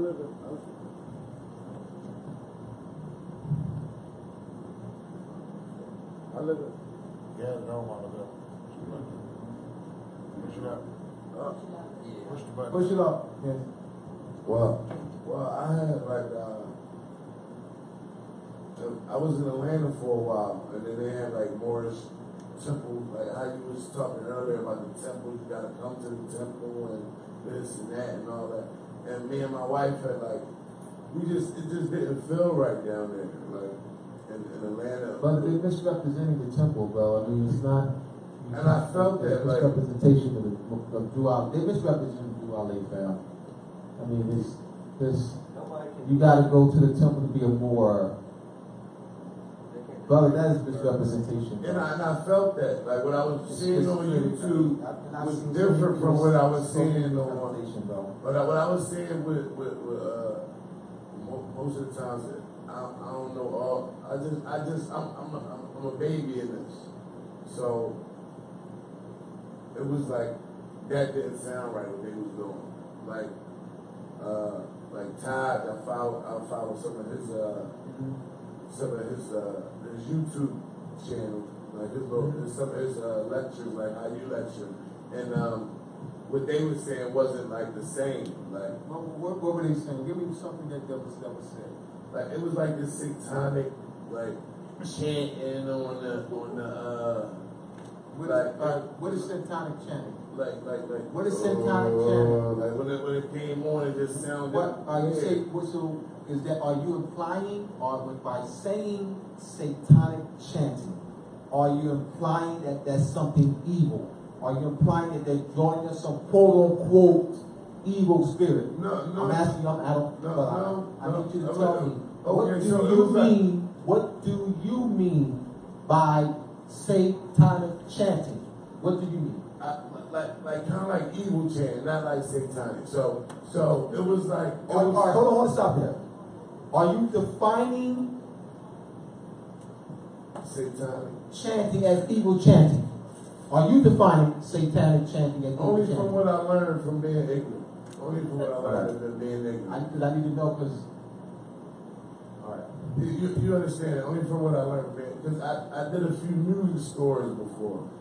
So like the soap operas, you know when the bad guy about to come, they play that music. You understand? They play that music with them. You know when to put that music on. So when I was going on to it was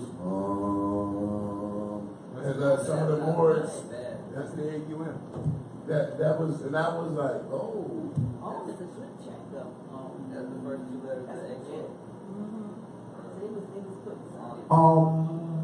Look up AQM. And he put it. Yeah, that's what I was That's saying. a power there. That was what I was hearing. That's a vibration. That's a vibration chant. Yeah, it is. The word satanic, Satan. Egyptian is Satan. Satan, set. All right.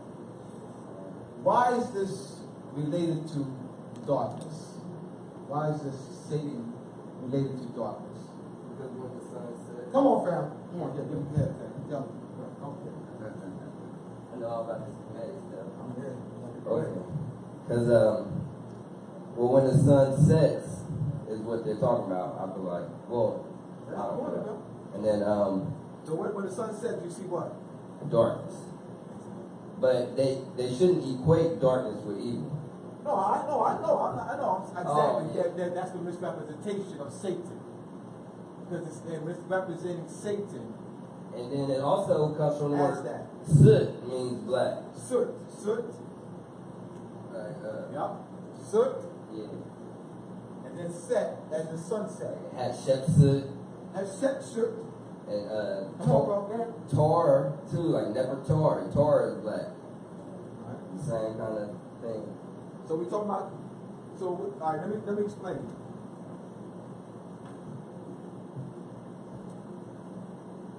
When you're dealing with catastrophe or eclipses,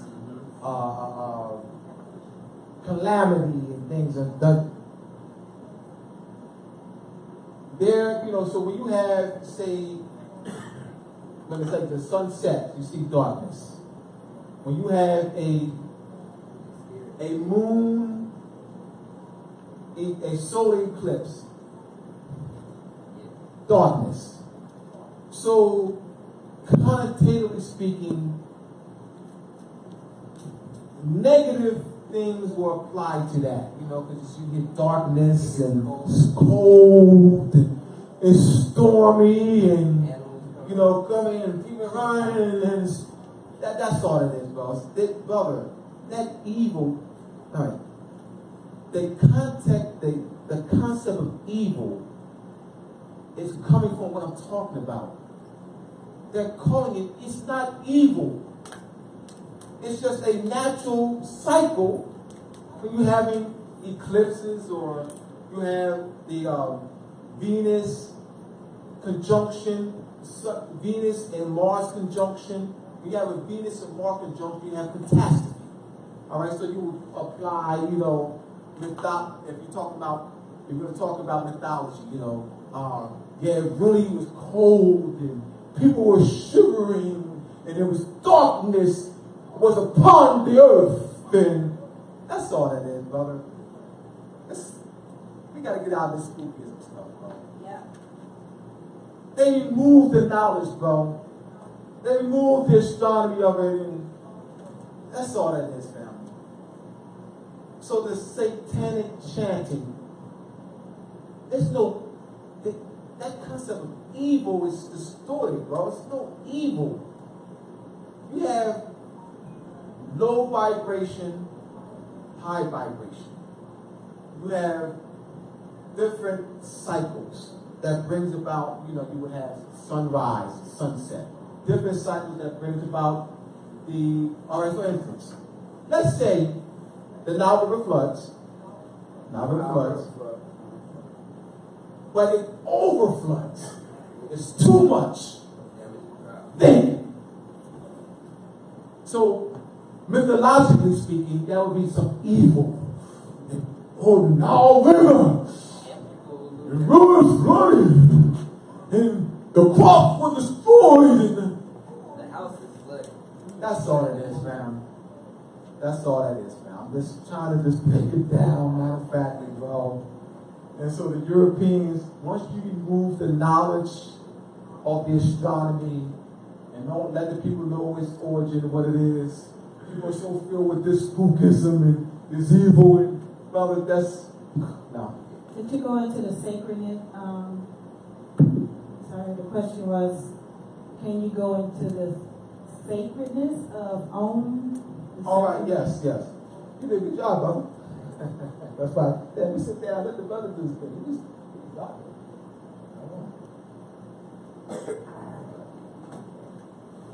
It ain't no devil, man. I got to bring the devil down too. It's in you, because you got a higher and lower All right. self. You make good decisions, bad decisions, you don't got to live with it. 8440 30 432. Yeah. Do this. 84 440. All right. You might need to put the HD at the end. Oh, you hurts. Thank you. Hurts. Thank you. Hurts. All right. Now the sacredness of your own is sound of the natural sound of the universe. All right, being in harmony with the natural sound. And the frequency, all right, that sound has emits is 432 is a natural sound, the frequency of the earth. 430, 440 is artificial. The Germans made this up in 1800s. In 1880 and beyond, they created a natural sound that creates chaotic thinking, unbalance. This creates balance. So the sacredness of the is the balance that it aligns the chakras. The 440 disaligns the chakras. The 432 aligns the chakras. You said the Germans? Yeah, the Germans. Yeah, this is artificial. This ain't real. This is artificial. They make this up to this. All right. The Germans, let me explain it. The Germans studying the Tibetan monks, studying the Bhagavad Gita. The Bhagavad Gita is based on ancient science of sound. All right. We use sound. Sound and pineal gland resonance. The snake, the cobra, asp, the Leviathan, the Uranus with the cobra placed at the brow where the pineal gland is. The emphasis of in Vietnam, you have the huge statues with 7 snakes emitting, all right, from their back. All that relates to 7 chakras, all right, Medusa, all right, snake, all right, enlightenment. So all that what the Germans did in studying that, they studied the Bhagavad Gita, not from a worshiping, from a scientific perspective.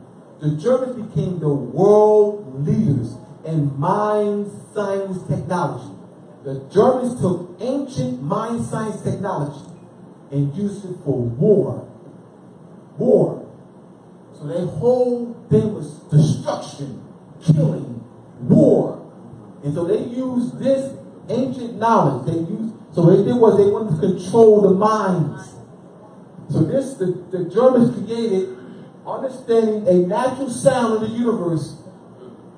They created an artificial sound, A440, to control minds. So they spent a lot of finance and resources in mind technology, mind science technology. The comic characters, X-Men, Marvel characters, were based off of the German experiments on mind. That's not made up. We can do that. brother, we were masters of this, bro. The only ones that were close to us would be the Germans. We were masters of this. The Germans spent a lot of finance in this, bro. They were no joke. The Germans were no joke at this, bro. They used that to create human war machines. Flash, X-Men. That's what they used. That's not made up, bro. That's not made up. That's how those characters came to be on TV and things. Because it was based off of real experiments that the Germans were using on humans to create human war machines. Not to free the world. Not to advance the world. To what? Put the world in slavery. War. Destruction. They're about war and destruction. War and destruction. War and destruction. And using ancient technology for war and destruction. What are we about? Creation. Building. Education. War and destruction. War and destruction. They gotta go, bro. Out of power. They gotta get out. They gotta get out of power, bro. Because as long as they're in power, war and destruction. War and destruction. War and destruction. War and destruction. War and destruction. As long as they're in power. Because the reason why I'm saying that, they built finances, their whole finance industry is based off of that. They would have to destroy their whole financial industry is based on war and destruction, ignorance, point of ignorance, war and destruction. Their whole, for years. So what, they gonna stop that? No. All right.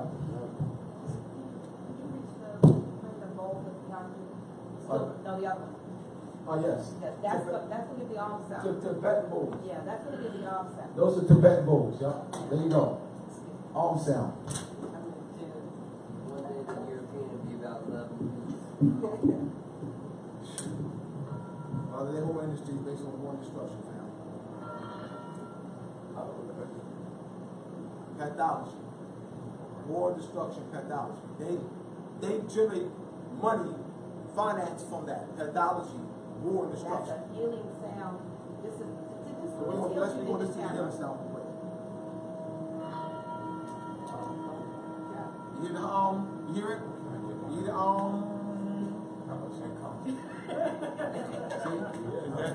Give me a minute. You gonna listen to it. We'll listen to it later. But that's the arm sound. I just want to let you know that's not negative like you said.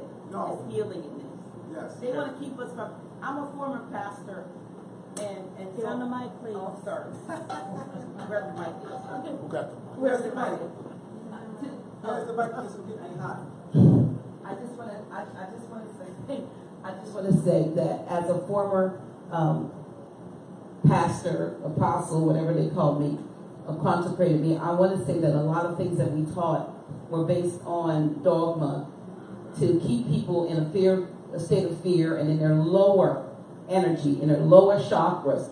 It was waking up and being told in a spiritual out-of-body experience to stop lying and tell the truth. And some lies are not purpose. You lie when you omit things, just like when you commit lies.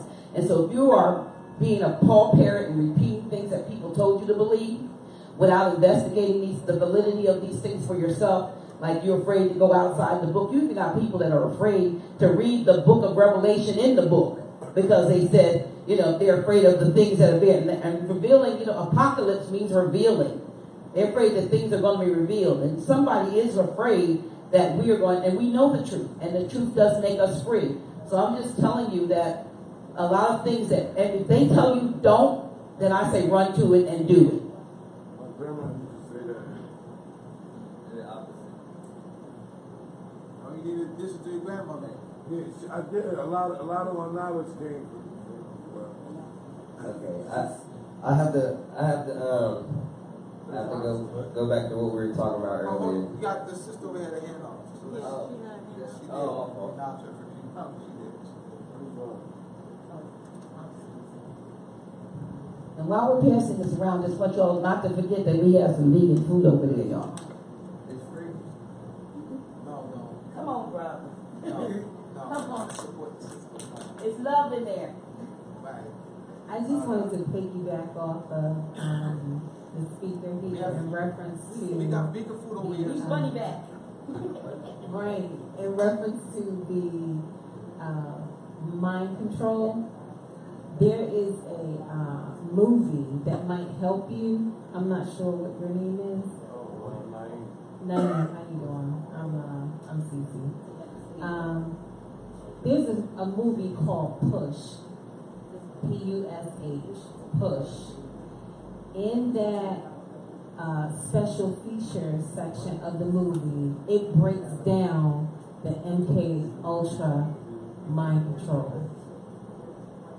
So if you have an original copy of that movie, if you click on I noticed they edit a lot of stuff out of movies sometimes. They even tell you that. right, but this particular movie, since you had asked about the mind control and he was giving examples of it, when you go into the special features of that movie, you'll see how the Germans experimented on soldiers and different people. They was the first people to know how much blood.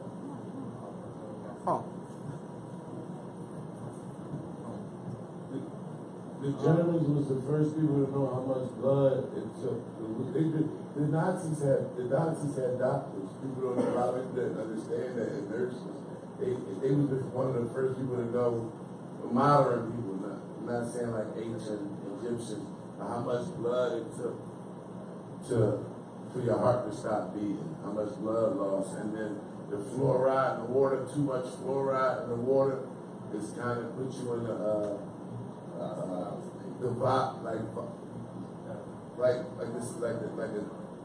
it helped it, like if we was all going to revolt against a slave master, they had learned to use chemicals such as fluoride in put it in the water as a sedative where you would just stay in the vegetative stage. Like, chemicals play a big part in the destruction of all of us. Us being in, cigarettes and alcohol and nicotine and I was just at the farmer's market down at Brandon Terminal, and I always thought you needed a liquor license to sell liquor. But if you own your distillery, you're allowed to sell it out of your bar, but you're only your brand, your bar, it just was a lot. The man had just told me, and I was like, I never seen this nowhere. And he said you can sell it at farmer's market, out of your bar, or directly from a distillery. I should have brought the bottle with me just to show everybody, and I'm like, and I had bought a bottle just so, and not to drink, because I don't drink, but just to show like us as Moorish Americans, how they using like the laws, like the loopholes in the law to keep us with the cigarettes and the liquor and all that. And it's just like, it freaked me out. Like, but my biggest thing is jurisdiction. Like, that's what I always hated people telling me what to do. Like, and my daughter came home and she had a school project. I mean, I'm kind of all over the place, but she kind of like said, this is your last point. My last point. Okay. 30 seconds. 30 seconds. My last point. She said, Hitler was a bad man, Dad. And I said, did you ask him why did he do it? You just don't wake up one day and just say, I'm going to just kill all these people. 10 seconds. That's it. I had to tell her. I had to put time on it, brother. No, you good. Hitler wasn't that bad if he was killing Europeans.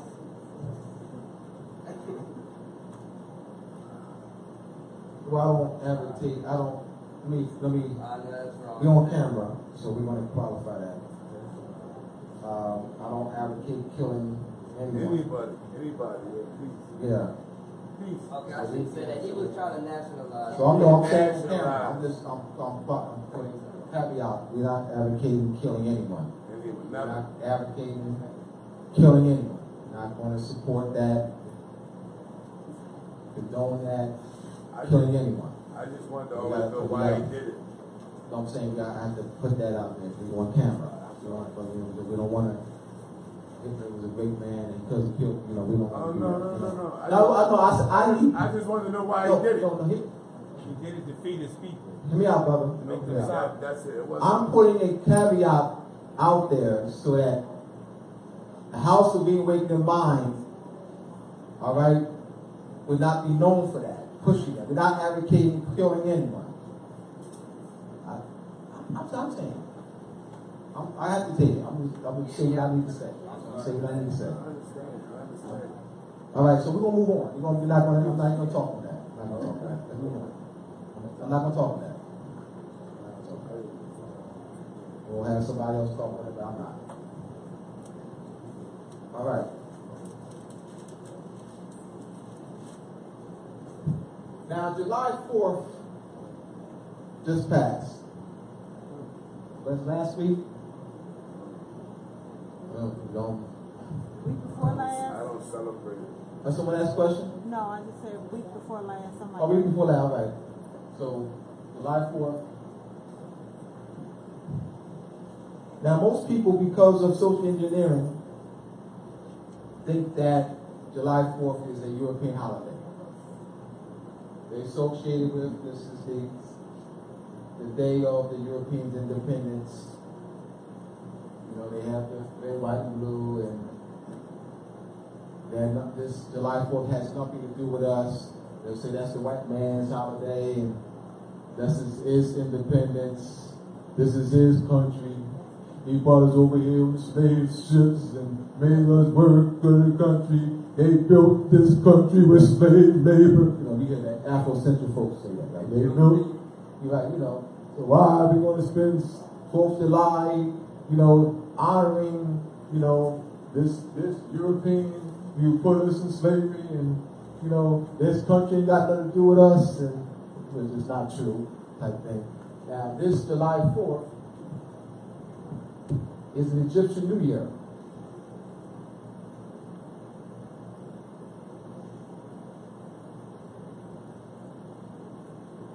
What you'll learn is that Sirius is at the center of a lot of what they do. A lot of what they do is Sirius at the center of this. They give tremendous honor to Sirius. The calendar that you use all your life, is based on, it's an Egyptian calendar. It's based on the Sirius being. So this year, July 4th is the Hyogo rising of Sirius. And that Hyogo, so we have the sun and Sirius are in conjunction with 0 degrees of separation. In April, Sirius begins to go into what they call the duat, the underworld. It can't be seen. It's behind the sun. The underworld, it can't be seen. The duat can't be seen. That's all. It's behind the sun for 70 days. All right? That's called the duat, or the underworld, in the Egyptian mythology. Mary and Joseph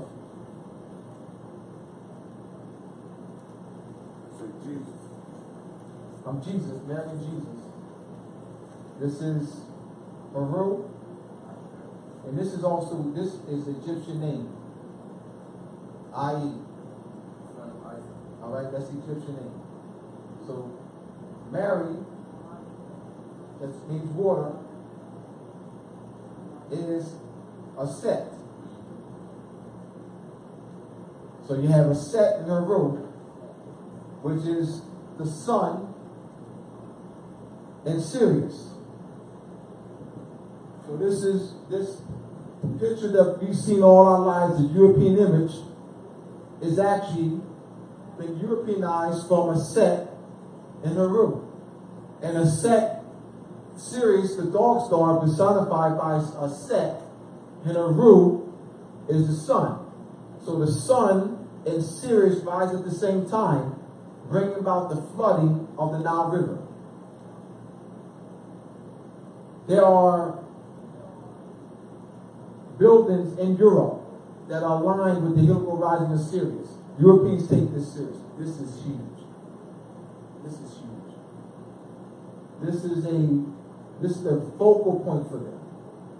Even the calendar that they use. Because Sirius is the lifeline of the Nile Valley civilization. Without this, there's no Nile Valley civilization. Don't exist. Why? Because the soot was needed for the plants to grow. You needed that fertilization. So, with that, the rising of the star Sirius coincided with the flooding of the Nile River. So a calendar was made. Meticulous calculations were made to predict the annual flooding. You have an instrument that was built called the diameter. And you see the diameter on buildings all over the country. On hats, on people's cars, people's jackets. You've seen it all your life. They call it the cross. The cross is an Egyptian measurement device. Not something to worship. They stole your stuff again, they're culture bandits. They have no culture that they develop. What they're calling their culture is your culture. What they're calling their measurement instrument is your measurement instrument, because they're saying it's a cross. So the tau, all right, this is in the shaft, and it's notches. There's notches, all right. The notches let you know, well, it's overflood or over inundation or flood, which that the crops will be destroyed, and there are meticulous records that were kept to predict the annual flooding.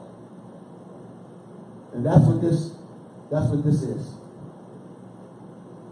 It's a diameter.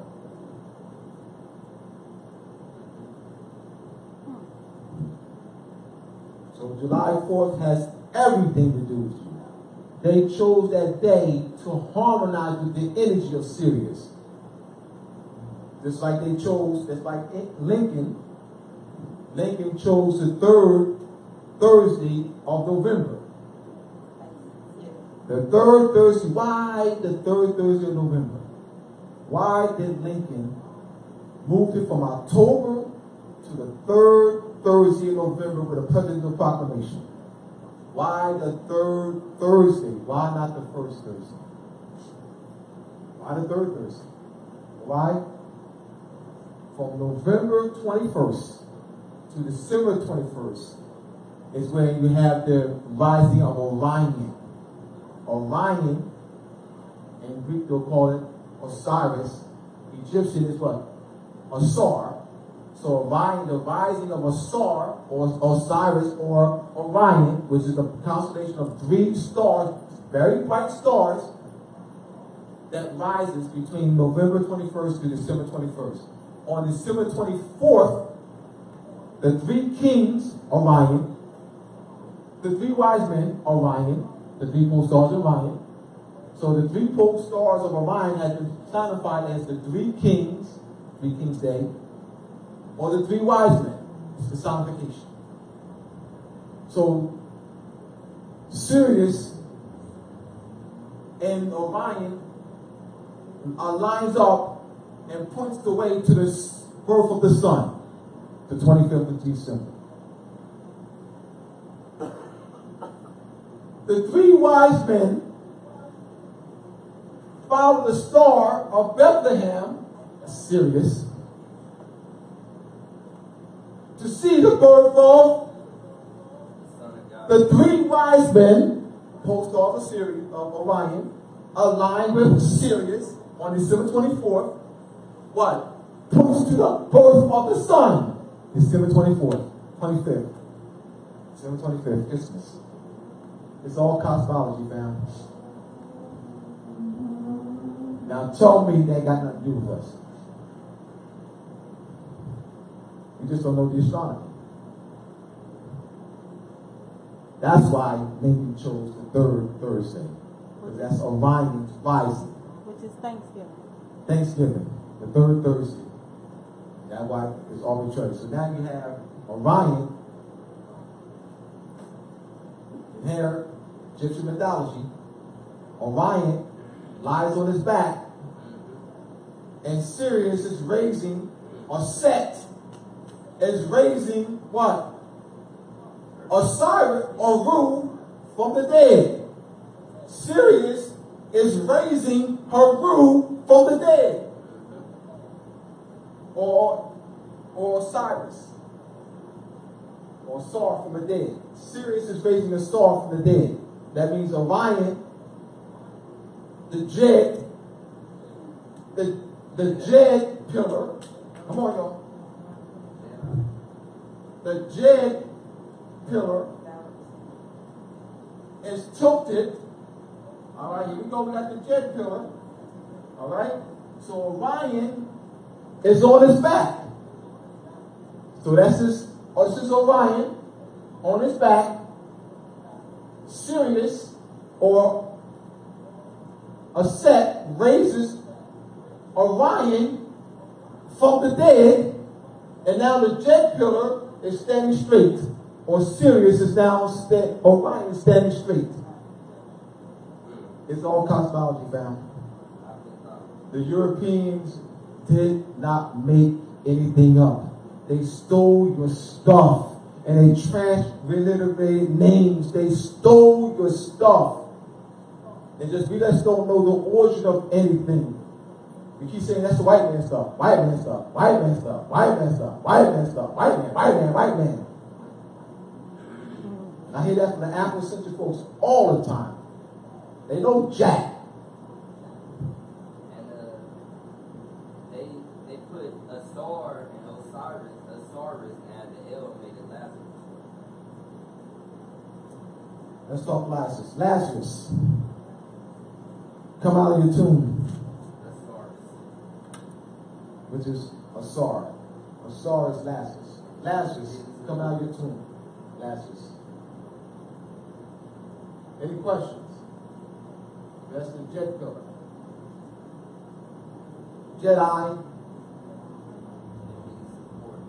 All right, so now the Jedi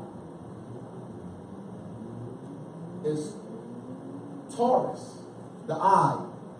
The eye of Taurus, the bull. Bull's eye. Bull's eye. So you have the alignment of and masonry. Let me explain Jedi or bull's eye. Bull's eye. All right, explain bull's eye. 3, 5, 7. 3, 5, 7 alignment. You have the winding staircase and masonry. Staircase. That's what I was telling you to talk to the brother. I can break this stuff down. The winding staircase, 3, 5, 7 alignment. And you have, start here with this alignment. 3, 5, 7. And you have your 1. 3 stars, that's Orion. Taurus, bullseye, Pleiades. And this is Sirius. This same alignment is in Washington, D.C. The White House, Capitol Building, and Justice Building. The White House, the Capitol Building, and Justice Building are aligned, are built to form this alignment. It charts this alignment. Washington, D.C., the White House, the Capitol Building, and the Justice Building are aligned with this alignment. It's called Egypt on the Potomac. Egypt on the Potomac. That ain't not stuff either. And they're what? Laws of nature, nature's God. They're maintaining the power with this knowledge. This is the only way you can maintain rulership. You can't, family, you don't maintain rulership with no gun. That's wrong. You can have the gun all you want. If you don't understand cognitive knowledge, it's coming down. The gun's not the law. Nature is. Nature is. It's coming down. You ain't ruling for no 10,000 years, maybe not 2,000.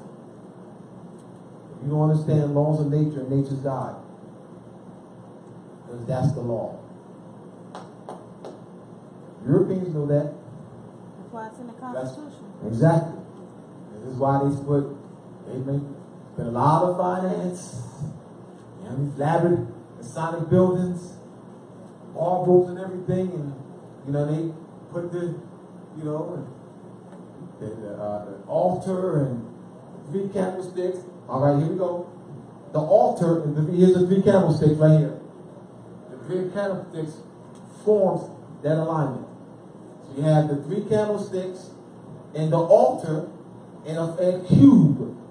A cube is the Egyptian unit of measurement. And the cube or altar is what? On a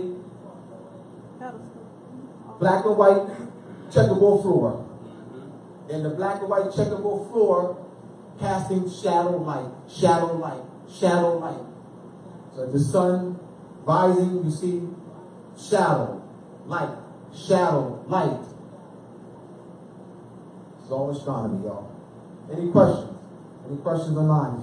Any point of clarification? I need to see. That's called the winding staircase in masonry. It's 3-5-7 alignment. Orion is 3 stars.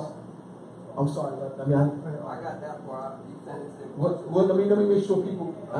There's alignment. Orion is 3 stars, 3 bright stars. Taurus is the constellation of 5 stars. Pleiades is a star cluster of 7 stars. And the one is Sirius, but it's 3-5-7, and I put that one there, or the all-seeing eye. The all-seeing eye with the light coming emitting from the back of the all-seeing eye is Sirius. Back on the Federal Reserve note, the all-seeing eye, the light emitting, all right, or the blazing star in masonry, they call it the blazing star in masonry. All right, Albert Pike refers to it in the Morals of Dora as the blazing star. The blazing star shines in our lodge. Have the blazing star in the center on the checkerboard floor. Does that brother know this? Might blow my way with that. Oh, that's what I aim to do. I keep telling you they don't know masonry. I don't know how many times I need to tell y'all that. Y'all keep saying they know? All right, let's see. Y'all keep believing that they know. All right. Keep thinking that our brothers and sisters know this. All right. They don't know this like this. They about partying and shaking their booty and all that. This is detailed study, fam. I'm talking. This is cosmology, though. I don't know what they think this is. I don't know what they think masonry is. I know they don't think like this. You know what they think masonry is? Club, have meetings, do bars, this, the brotherhood getting together, sisterhood getting together, doing a bunch of some fundraisers and having a good time, and you know what I mean? Like I told Tamara, putting the apron on is not masonry. Wearing the apron is not masonry. Huh? Wearing the apron is not masonry. How wearing the apron is masonry? It's not masonry. Masonry is the science. Putting the apron on is not the science. Learning how to properly breathe is masonry. Learning how to properly breathe to activate the Kundalini energy is masonry. Wearing an apron as an initiate in Egyptian mystery school, where you learn how to activate the Kundalini energy. The act of doing that is basically not the apron. They think wearing the apron and the gloves is masonry. Come on, fam. What does it mean? You're covering the lower three chakras. You are initiating the Egyptian mystery school. And you're learning how to activate the higher senses of the brain. With that class or Christ begins to rise in you. So now class is rising from the dead. The dead is the lower three chakras. So Christ, you have the open mouth ceremony. The open mouth ceremony, or the ceremony of the resurrection. And that class rises from the dead, the lower three chakras, and begins to ascend to the throne. This is religion, folklore, masonry, whatever you want to call it. That's what this is. What they get in the lodges ain't masonry. What they get in those churches, mosques, synagogues ain't religion. They get mind control, not religion. I would never call that they get religion. I love my mom, but my mom's not religious. My mom's not religious. Did I say wrong? Thank you. My mom ain't religious. Hold on, this is her. And my mom reads the Egyptian text every day. More than I do, but I know it in her. I know more than her. And she can quote and quote and quote and quote. That'll be nothing to me. I'm not impressed with that.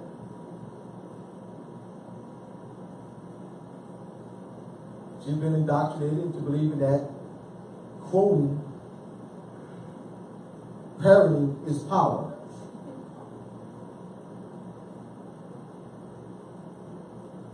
That's so she's been smoked in the head with that. That parroting is power. That I gotta read up to this. There's no strength in that. There's no power in that. You can read it 20 hours a day. You ain't gonna get no power from that. Applying it is power, not breathing. Learn how to breathe properly. Learn how to the Kundalini energy. When you start now you start saying things, and then you can make things move, make it rain, make it not rain, walk through walls, levitate a car with your mind. Now we've been, come on, man, we've been played, bro. We've been played. We've been taught that parroting the Bible is the power. The Europeans are playing us. I need to challenge that. They're playing us, making us believe that we have some power when we don't. Because you can parrot and parrot and parrot. That means crap. Because you're reading with a connotative mind. You're never evolved. Never. With that mind, you're never evolved. You can read it 1,000,000 times. As long as you read it with a distorted, connotative mind, you're never evolved. If you read it 1,000,000 times, you can quote it verbatim. You can quote the book from the first word to the last word without having the book, and you still ain't got no power. And I ain't impressed with that. But I ain't even trying to quote it from the last word. I ain't even trying to be a quoter of it. Because I don't really care about studying like that. I study it this way. I don't care about quote this, quote that, Matthew this, Matthew that. I don't even care about doing all that. I can learn to do that. To what end? What does that mean? I don't care about that. I study this. I study what it means. Break the astronomy down. Study even going more into knowing that each word represents a number. So let me get into that now. And I think I didn't do this on tape. Isoceptia. Isosepia. I got the pronunciation down right. Isosepia. We know this is Greek because the PH is the S sound. All right, the PS, S is silent as in psychology, psych, right? We go psych. All right, isosepia. We have gematia. All right, isosepia is the practice of converting names and words into numbers. Once again, isosepia is the practice of converting names and words into numbers. Gematria is the practice of converting names, numbers into geometry, shapes. The practice of converting numbers into geometry and shapes. All right? Hence, the compass in a square. Come on, y'all. Geometry. Geometry unfolds the universe. Geometry unfolds the shape of the universe. Geometry is very important to unlocking the key of the structure of the universe. So what we saw at the temple, at the Grand Lodge, one Wall Street, 3 weeks ago when we went, you saw that in the different rooms. You saw the different shapes, the dealing with the flower of life, emitting, talk. We saw creation. The creation through geometrical shapes, the fruit of life, the flower of life. So we saw the different. And they got us thinking that, this Egyptian room, this is the Moorish room, this is the Ionic Greek room, this is this room here, and this room here. I'm like, man, I ain't listening to that guy, man. Take this picture up here, man. I ain't listening to that. I didn't care what he was saying, because we ain't learned jack crap from him. We didn't go listen to them. We go take pictures. They going to teach us jack. One, they didn't put in the proper concept of creation. The laws of nature, nature's God, and the geometry being the key to unlocking creation. And they got us thinking that these are different cultures. Yeah, it's Greek, Ionic, Egyptian, man, come on, man. Romans. The Roman. There's no different cultures. It's all based on the same cosmic scheme, y'all. They ain't playing us with this different. Don't even use, when you talking culture or civilization, don't use the word different, please. Once you use the word different, I don't care what you say after that, you're already off because your mind is already distorted. Because when you use different and you see it that way, you're not going to see how it's interrelated. You're looking at, this is all different, there's no connection, there's no cosmic scheme. There's a cosmic scheme that's the same throughout those rooms. Islam. Islam. It's funny because about a month ago, went to a Phillies game, was invited to a Phillies game for the first time. And as soon as, I haven't been to a baseball game, but as soon as I sat in my seat, I was able to see the compass in the square. And it was just an unnerving feeling that, this is interesting. This entire process is built off, the sacred numbers, 3 bases, 9 endings, the number of players on the field. And it was just interesting to see how that entire sporting process is played out in masonry and in cosmology. Islam. That's with knowledge. See, so you get to see it. Having that knowledge or that Gnosticism, you can see it. It's hidden in plain sight.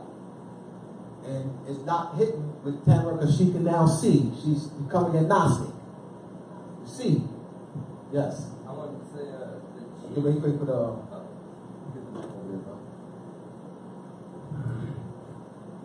A couple things.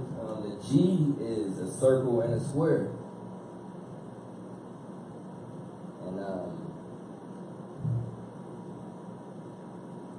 And then also GE, the Egyptians said Geb.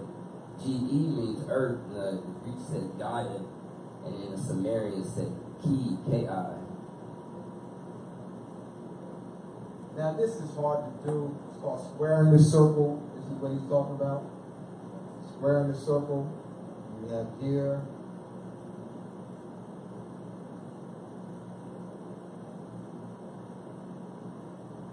He's talking about squaring the circle. And that squaring the circle relates to the quadratic equation. So I just want to give people some math.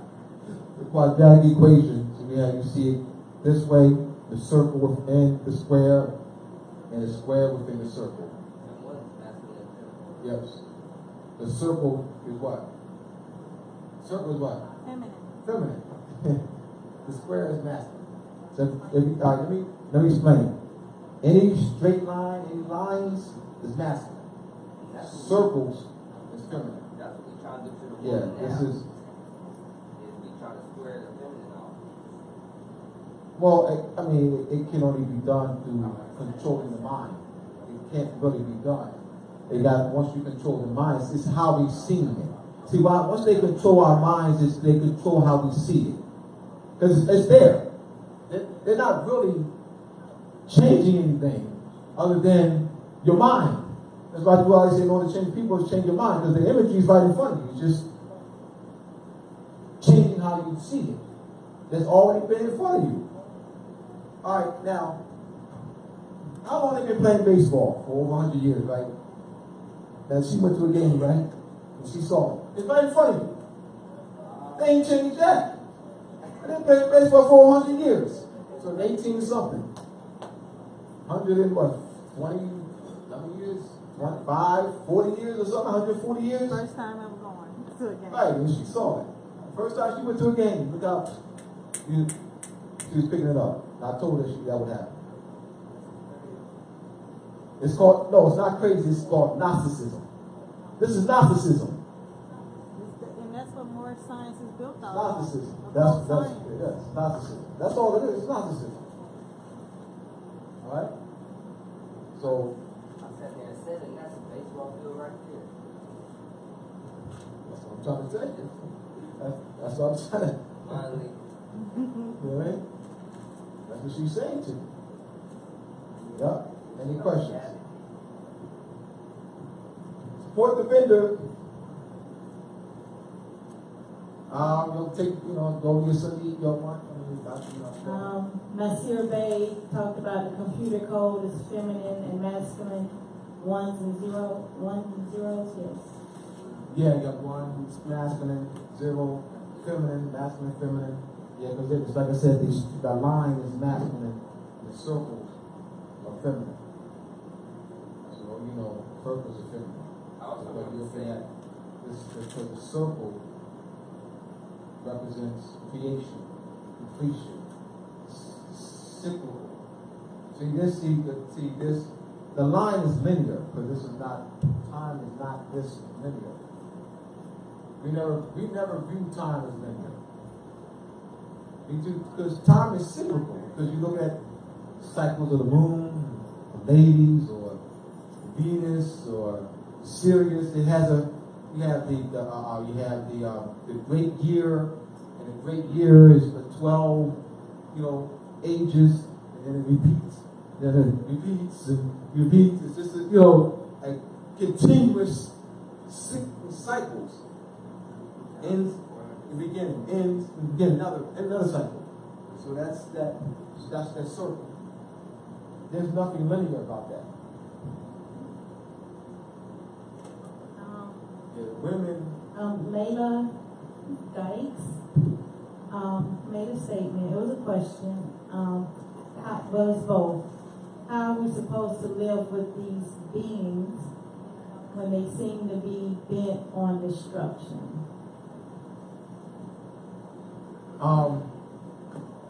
We talked about we have to reclaim our sovereign power. And this Moorish movement, you know, of course, I'm not saying that's simple. I'm not saying that's you know, but that's what has to be done. We need our unity to do that. Reclaim our sovereign power, reclaim our seats. As I said, Donald Trump. I didn't know. You know what? Let me go on that. I said that off camera. I said that off camera. I thought all right.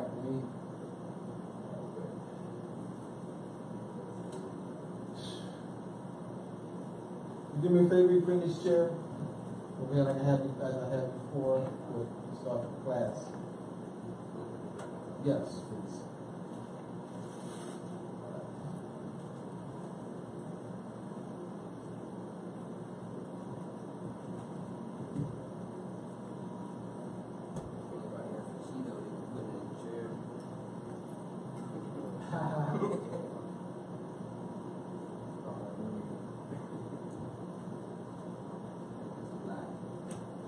Alright, so another fez up here to the fez.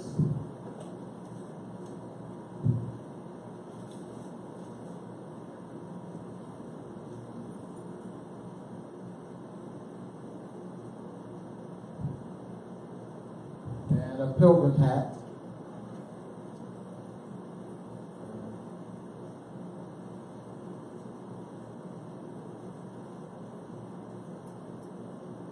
So pilgrim is a foreigner.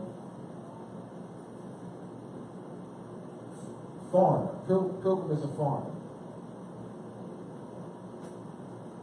This is the Moorish fez. Now Donald Trump wears both of these. Symbolically speaking, Donald Trump wears both of these. He wears both of these at the same time. So it would be one to have half of this on it, half of this, and half of this, in a image of Donald Trump. And they put half of this and half of the fez, half of the pilgrim hat on his head. Put it together. Something that has that can be drawn. Okay. He's functioning both. The seat, the fez is connected to the seat. There's this office, Moorish office. He himself, Donald Trump, is an agent for the United States. But he's sitting in the seat of the Moorish government. So he's a substitute Grand Wazir. Substitute Grand Wazir. Donald Trump, from the Moorish seat, he nominated other Europeans to be confirmed by the Senate. He nominated Europeans to be wazirs. All right, substitute wazirs. And then what title they use? What title does the United States occupying power use? Secretary. Because of the false history of this, our thinking that they established some country in 1774 and Declaration of Independence, and they established a new nation, was born in 1776, and July 4th is the celebration of the birth of a new nation. That's in our mind, fixed in our minds from childhood. So we really think the United States is a nation. Not knowing that they're running a nation. They're functioning a nation, but the United States is not a nation. So what nation is the United States functioning? The Moorish. Exactly. See how we're connected? So do we have to establish? So did Drew Ali establish the Moorish nation? Did Drew Ali establish the Moorish nation? No. Exactly. It already exists. You know, it's alive and well, functioning right now. Europeans are functioning it. And they're exercising our sovereign power to what? Establish embassies and consulates all over the world. They're exercising our sovereign power to enter into treaties with other body politics. They're exercising our sovereign power to enforce immigration laws. They're exercising our sovereign power to enforce naturalization laws. A colonial power is running a nation, the Moorish nation. So Donald Trump, being the substitute Grand Wazir, wears the fez and the pilgrim hat at the same time. I mean what? The sovereignty, the power that he's exercising is a power that belongs to a people whom the Spanish, the French, the Dutch, the English, Germans defeated at war, at series of wars. You have the Crusades, 1095 to 1235. The battle in 1212, get the name of the battle. We had, by 1235, we only had one control of one Moorish kingdom in Europe. That was Granada. We had already lost Seville, Cordova, Valencia. We had lost control of those Moorish kingdoms. So from 1235 to 1492, so we were able to hold on to Granada for an additional 200 plus years. And we had lost control, total control of Europe in 1492. The Spanish and the Portuguese uniting their forces against the Moors, establishing the Knights Templar in 1100 something, 1128. The Knights of Malta, the Knights of Malta, the Knights of St. John's of Jerusalem. The Knights of St. John Jerusalem is the Knights of Malta. The Knights of St. John of Jerusalem went to 3 different names. And the latest name is the Knights of Malta. So if I hear a brother tell me, yo, brother, man, Abdullah, I'm a Knights of Malta. Oh, what? You're a Knight of, you ain't no Knights of Malta? Yes, I am. No, you're not. You ain't no Knights of Malta, fam. I know you may belong to if you call an organization called the Knights of Malta. You can't be no Knights of Malta. You know who the Knights of Malta are? You walk around bragging you're Knights of Malta. You know who the Knights of Malta are? Knights of St. John of Jerusalem that defeated your ancestors. You that? You a Knight of Malta that defeated our ancestors? You ain't that, aren't you? Knights of St. John of Jerusalem? You Knights Templar? You're not Knights Templar, are you? That fought against the Moors? You're Knights of the order, you belong to the order of Christ? You don't belong to the order of Christ, do you? That defeated our ancestors? So you don't know, big boy. So you don't know. They don't even know history. There's some organization that they belong to. You mean brotherhood, Knights of Templar. Brother, they don't know. It's a joke, bro. It's a joke, bro. They don't know that. I'm telling you they don't know, fam. I don't care how long they've been in, but I'm not impressed with all that, bro. They don't study, fam. They don't even know the history of the orders, fam. They don't even know the history of the orders. To them, it's just some club. They don't even know the history of it. Got to know the history of it. Who did they fight? These are military orders. They were not established as some brotherhood orders. They were established as military orders. Why were they established? To fight against the Moors. That was the whole purpose of establishment. Other than that, they didn't need to be established. They had no other purpose to be established. They were established to fight against the Moors. And they belong to that? Are you proud of that? Wow. Is that why they named all their temples and things after? They named their temples after Moorish names. So this substitute Grand Wazir Donald Trump, he's running the Americans to another part of America. You know, Mexicans, Americans, to another part of America.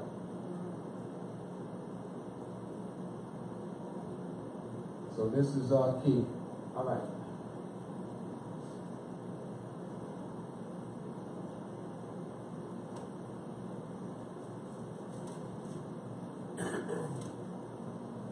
One of the shrine temples. Get a chance to look.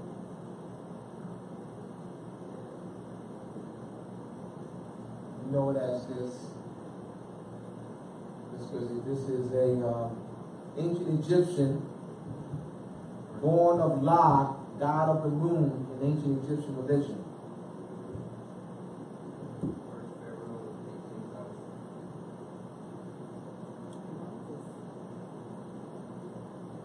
Yeah.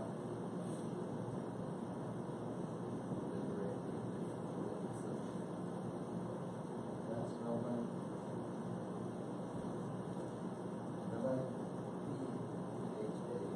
PHA. Oh, R-O-A-H.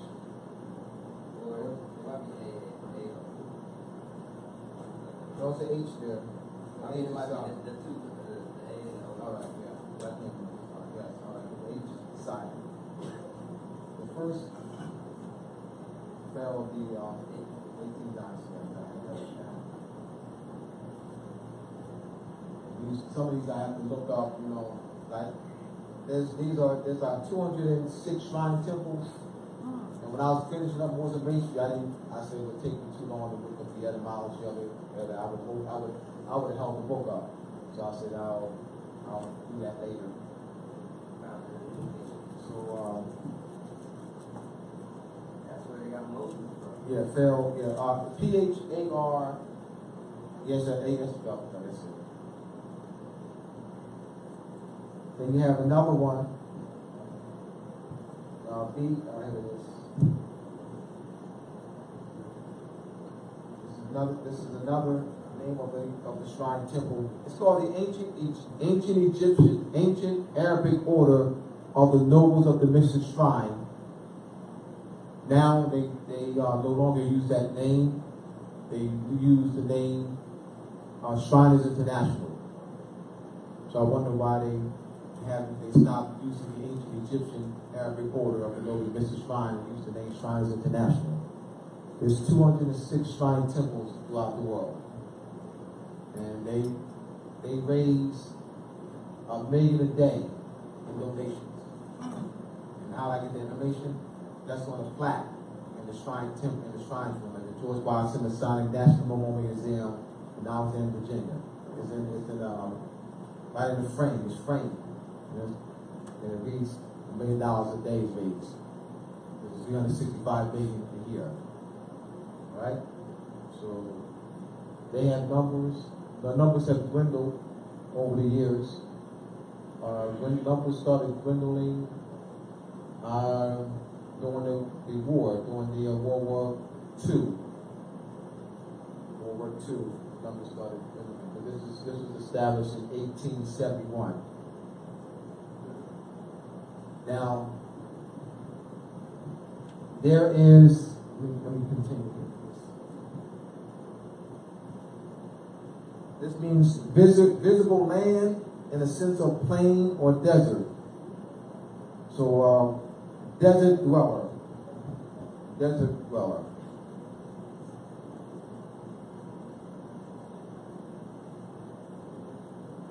Desert dweller. In Arabic. It's another one.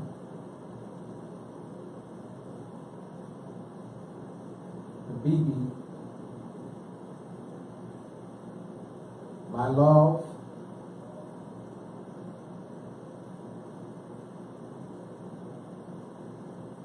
Alright? These are three of the names of the 206 shrine temples. Now in 1919 or 1921, a local shrine temple, ancient Arabic order of the Noble Mystic Shrine at Houston, sued a local temple of the ancient Egyptian Arabic order of the Noble Mystic Shrine, Prince Hall, and Prince Hall the brothers. So that's called the ancient Egyptian Arabic order of the Noble Mystic Shrine. That's the Prince Hall Masons, the Prince Hall Shriners. Ancient Arabic order of the Noble Mystic Shrine, that's the Europeans. That was the Europeans established their shrine order in 1871. The brothers established their shrine order, ancient Egyptian order, in 1891. The local chapter, European local chapter at Houston, filed for an injunction, which means to forbid the brothers from wearing their own Moorish fezzes, their own Moorish regalia, using their own Moorish names, using their own Moorish paraphernalia. Now, this went to the Supreme Court. The State Supreme Court of Texas upheld the injunction. So the brothers took it to Supreme Court and went to the Supreme Court. The brothers never made the lawyer of the ancient Egyptian Arabic order, Prince Hall Shriners, never put forth the birthright claim. The claim was that the brothers had a right to establish an organization based off the Act of Congress of May 5th, 1871. Act of Congress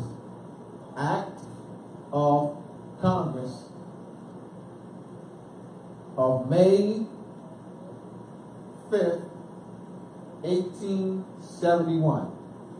And they have a right to establish a corporation under this act. The brothers won the case. The brothers won the case based on this act. They never made the birthright claim. They never countersued the Europeans to file an injunction against the Europeans, forbidding the Europeans from wearing their fezzes. All right? So they're not coming from a birthright claim, bro. This is where they're coming from. This is where they're saying their right is based in. Right? Corporation. They have a right to establish a corporation. So their ruling was, the state Supreme Court of Texas ruling was overturned, and allowing the brothers to maintain the ancient Prince Hall made shrine and continue to wear their own Moorish feathers and their own Moorish apron, their own Moorish regalia. So they think that it belongs to the organization. That their right to wear the fez is based in this act of Congress. Their right to wear the apron is based in the act of Congress. Right to use the gavel. Right to use the names and titles and regalia is based in their act. Their right is coming from that. They're smoked in the head. They're smoked in the head. The Europeans sue them. Still have If celebration. they would have changed that up and did go for their birthright. It's just say it. Just know it. Just do it. Just be it. Just, Now, it's not going to take much. Just be. The truth is easy to Just validate. be. Just be, fam. They're not being. They think it's this. They're not being. They think their right comes from this. They're not being. Just be. Just be. Just do. Just be. Wear the fez. My birthright. Be. And this is what I'm trying to get them to. I know they don't know this. They don't know Jack. They don't know Jack.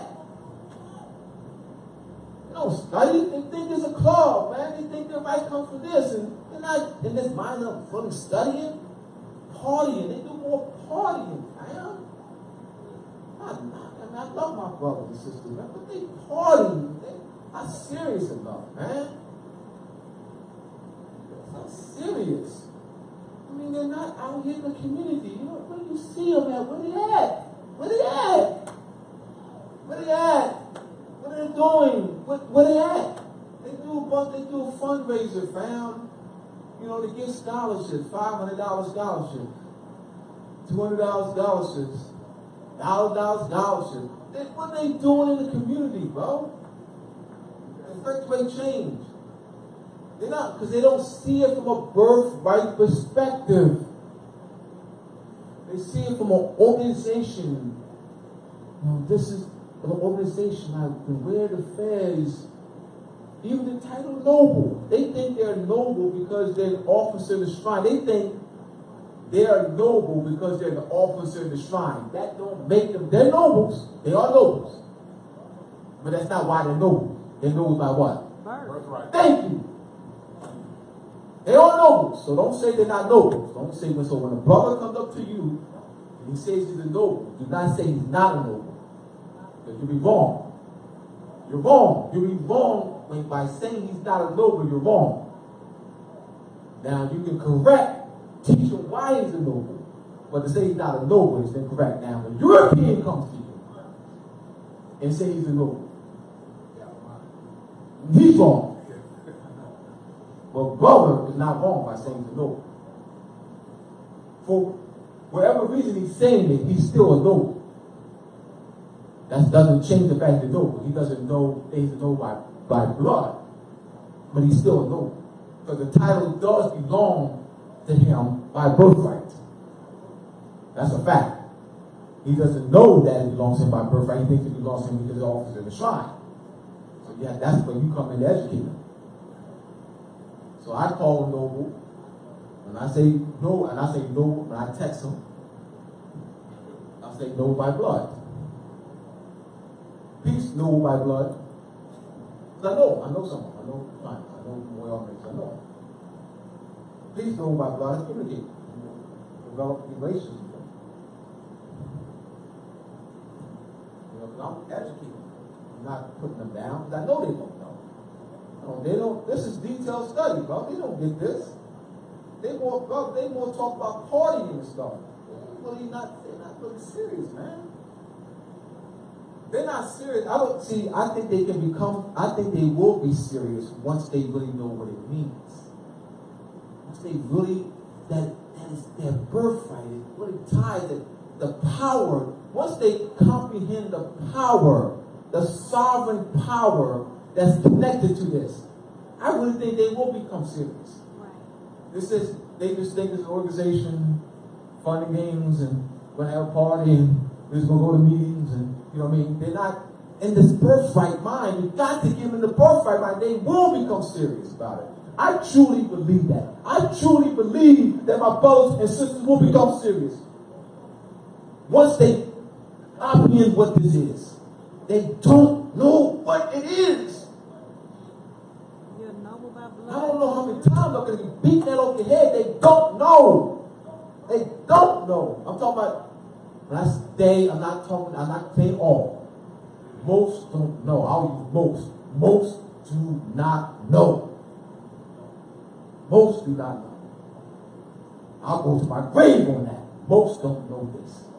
Not the detail, I'm breaking it down to you tonight. They do not know. They don't, I'm telling you, by getting my book that's coming out next month,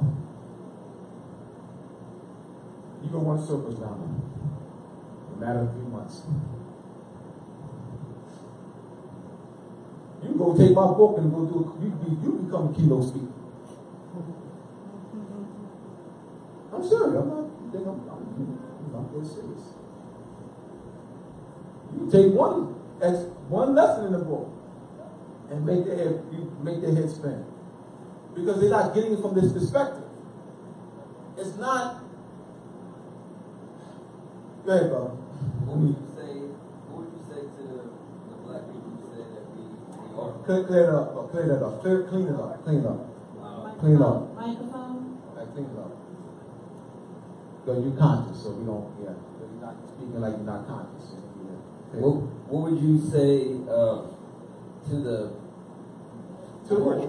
They're Moors, They're Moors, but they're not black. The unconscious. They're unconscious Moors. What would you say to the? Okay, yeah, I got it. What would you say to the Moors that would say we aren't Moors? Good question. I posted a video yesterday. Hey, you want the problem? I was just gonna say on Instagram, I was like, people, you need to get your nationality. Post this on Instagram tomorrow. Post this on Instagram tomorrow. We're gonna post this on Instagram. Post this on Instagram. Black, more. Go right to our British dictionary. You'll see it. Brackets. Etymological brackets. Black plus more. Alright, post that.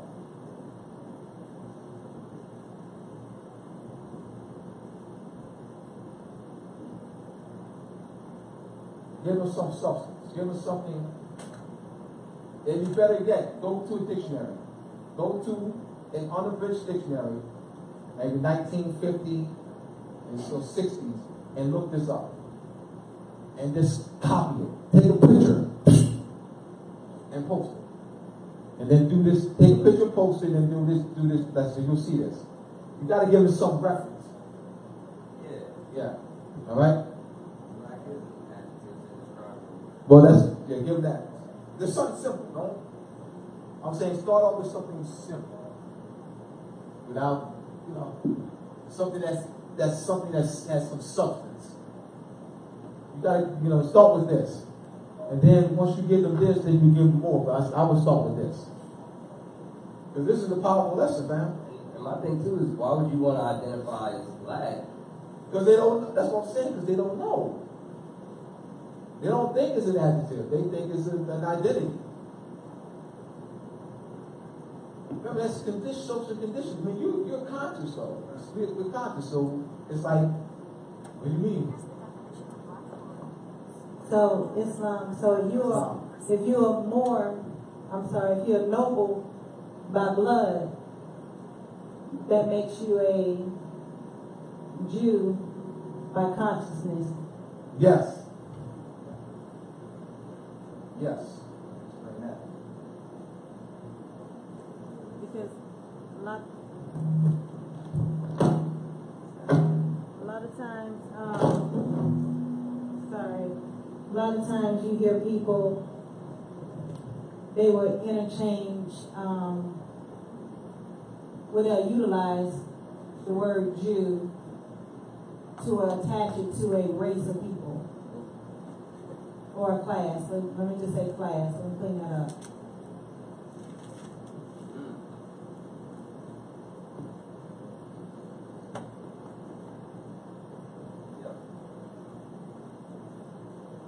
All right? How am I doing with this? All right. All right. Let's talk linguistics. This is called a transliteration.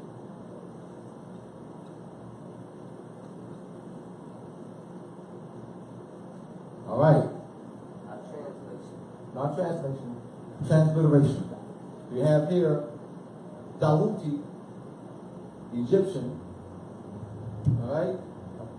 Then you have this D&T based on sound relationship to Tahuti, to Yahudi, and quote-unquote Hebrew, which is Chaldean,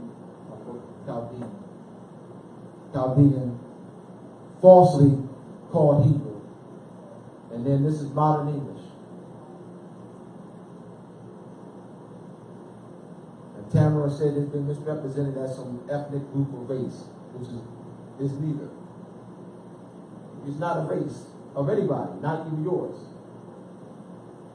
Say, well, the Jewish people. It's not a people. It's not a people, like Jewish people. Like, it's not a people. It's not a race. It's not ethnicity. It's a title. It's a title of one who actually, what's the synonym? Cross. Cross would be, all right? Or without, I'll do the, let's do this. I'm trying to do with the, all right, this Karas. You have K-R-S-T, class. All right, class. So this is, or we have Illuminati. All right, Illuminati.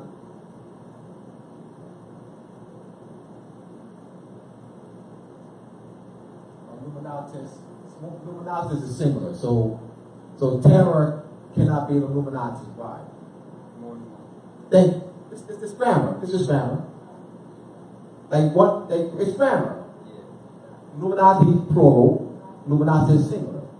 Illuminatis. So say, well, terror is Illuminati. You in proper grammar. It's in proper grammar. One and two, you got one natural person, you say Illuminatis. Illuminati. No, Illuminatis is singular. Illuminati is plural. That's like a hippopotamus. You say hippopotamus, not hippopotami. Right. So you have here Illuminatis and Tahuti and Kalas. You can be all related. You're all related.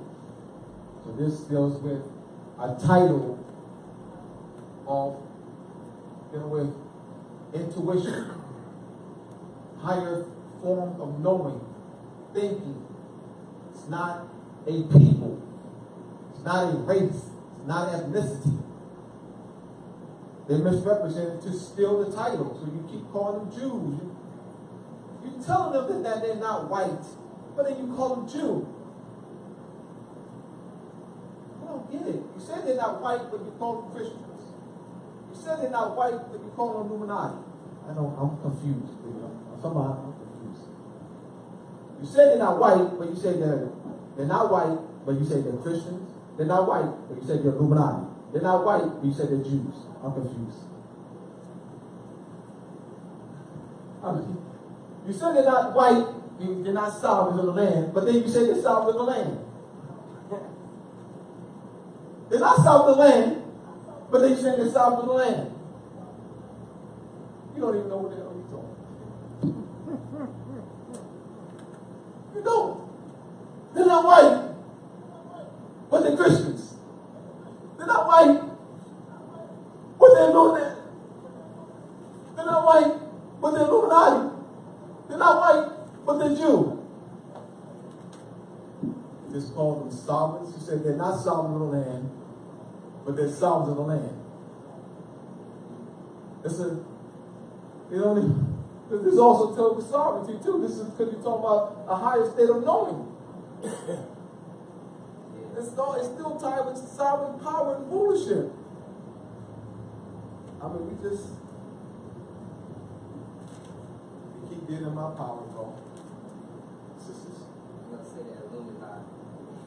Brother, they're not. I ain't, brother. Get me over here, brother. You hear me call them Illuminati? Please get me over here for the chair, brother. Because they're not that, bro. Because this kalas, bro. To become this the sun stimulates the serotonin and melatonin in the brain. You need neuromelanin. To become a pneumonitis, you need neuromelanin. That's us, and they'll try to make it. No, that's why we keep, once you put it in its proper context, its cultural context, you can see it. They can't be that. They stole the title from you. It's appropriation.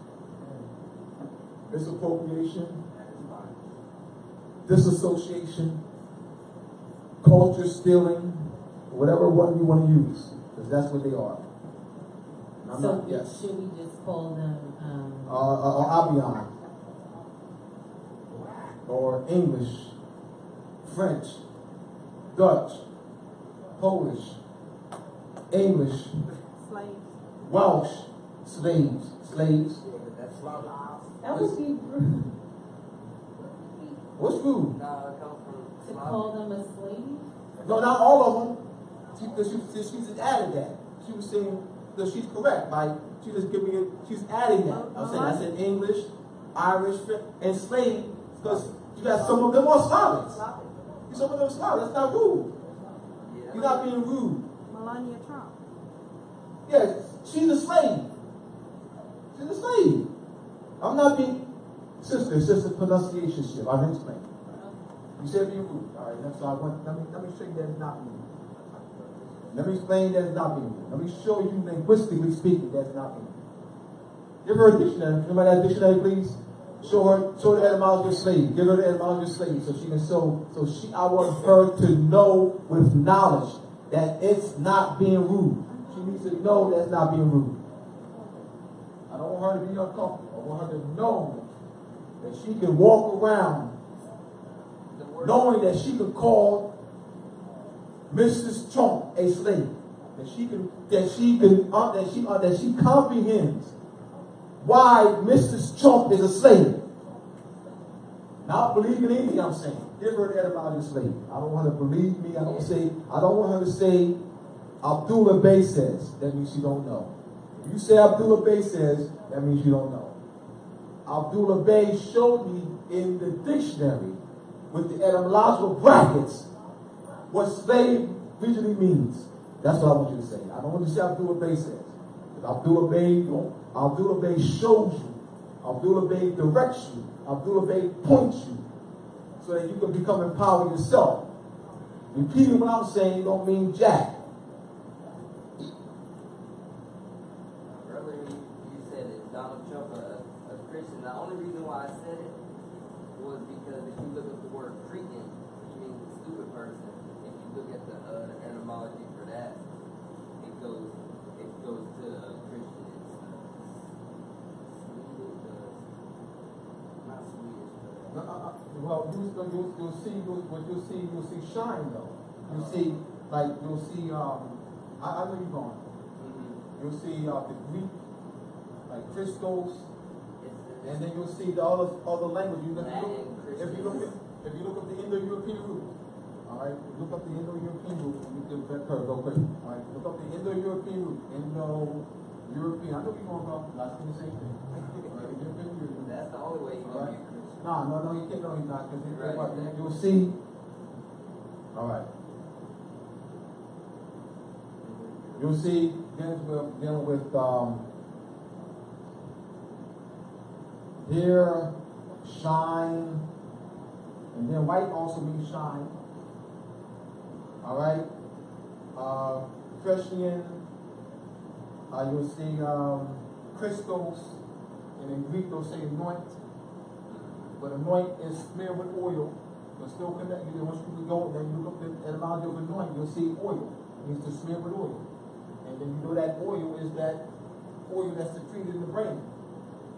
So it all ties to that. So now, going to slave. Do you see slave? Right. You see slave? Yeah. All right.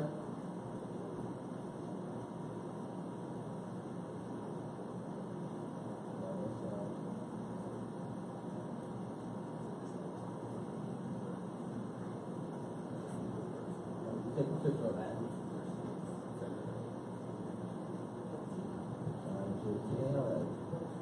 That's all the outside. looking up the word slave. All right. Should be over. All right, now take a picture of that. And you see this here? It has as French as slave, Middle English, Latin Slavis, Slavis, origin a Slav. A Slav. Yes. Slave is just another pronunciation. When you add it, what you're doing is you're changing the sound. It doesn't change meaning, sister. It doesn't change meaning. From this, all you're doing by adding this E is a sound. You're creating a sound shift. By adding a letter at the end of the word. All right? That's called para.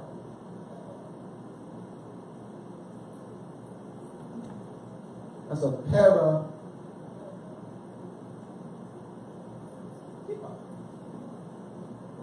Paradox.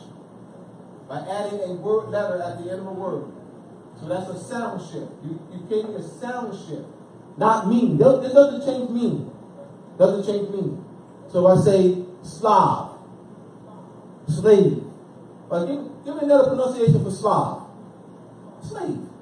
It's just tomato. Are they different words? Different pronunciation. Yes. Black Negro code. About 5 minutes? Oh, wow.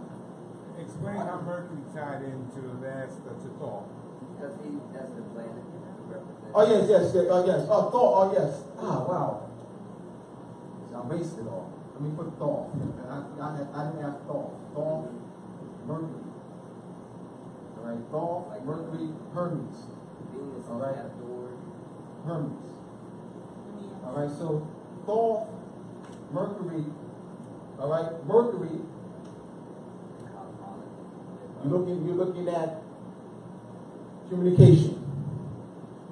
Thought, communication. Tahuti. Listening, reading, writing, speaking. Areas of communication. Intuition. Higher forms of thinking. Hermes. They're using what in Greek, right? Hermes. Mercury. Latin. The Romans used Mercury. What they call the god of what? Communication. Commerce. Travel.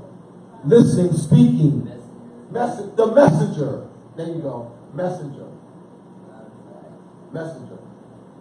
So Tahuti, with the Ibis bird, he has the what? Tablet, right? Ibis bird, the tablet. And that tablet, what? Is reading, speaking, writing, forms of communication. That's true. So the epistemology for the word Jew is the Ibis bird with the tablet. That's the epistemology. That's the imagery that you would connect with the word Jew.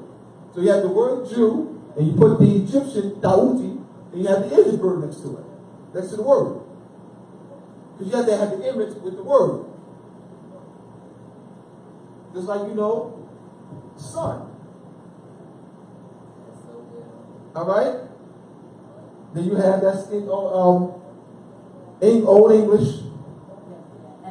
S-O-L. S-U-L. S-U-L too. S-O-L. And then what means I? It means I, and here you go. I or Y. So this is the epistemology. This is the epistemology for the word sun. I or Y. That's the epistemology. Yes. Is that also the epistemology for God? With the circle in the middle? Was that different? Because I've seen that. It would be the Ibis bird. Tahuti. The bird? Yes. Not the... No. I've seen that too, sister. Yeah. That's incorrect. That's incorrect epistemology. I know. Let me explain. So I want this. Let me explain. This word God, modern English, is Kuda. I'm explaining. I'm not going to just say Kuda, Kuta. All right. This is Sanskrit. All right. Persian. All right. good, and God. And this means invoke. Invoke. Once again, Gettysburg. So because you're looking at Tahuti again, invoking thoughts, thinking. Right. Not. See, when you're saying God, see, what they're doing is you're using a modern English word. That didn't exist. Right. You gotta connect it. You gotta go back. And this is not a being. It's thinking, higher form of invoking, like you were. So we're going to invoke, invocation. So God, it's a verb. Yes, invocations. We're gonna have our candles. All right. So we want to invoke good energy. That's what the word God relates to. They just took it out of this occult, cosmolistic. Yes. All right. I want to thank you again. Want to put my book back up on the screen, Tamara? My book coming out at the end of. Oh, well, I can show it.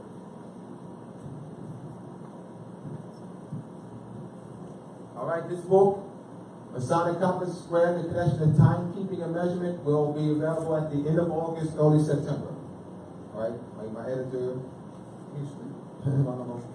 all right. Then I have one in Chicago. So we're looking at this is gonna be available. All right, so we're gonna end August, early September. But this is Masonic Compass Square. I deal with what I talked about a lot tonight.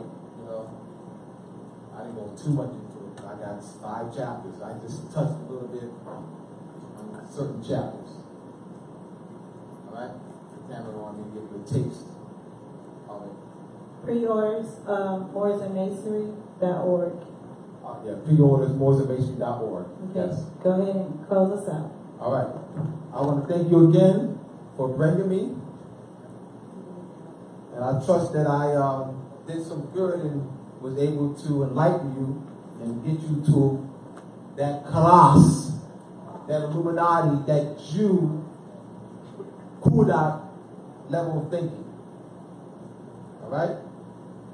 So I should be back here, looking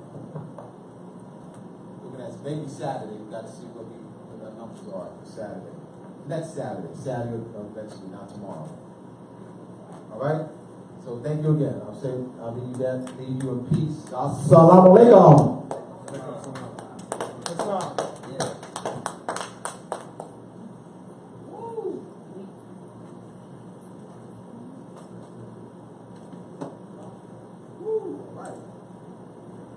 We want to make sure to remind you that tomorrow at 5 p.m. we will have a very informative writ writing class. It's called the Writ to Freedom writing class with Brother Aaron L. Tomorrow at tomorrow 5 p.m.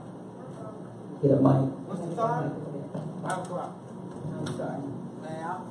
5 p.m. to 9 p.m. tomorrow.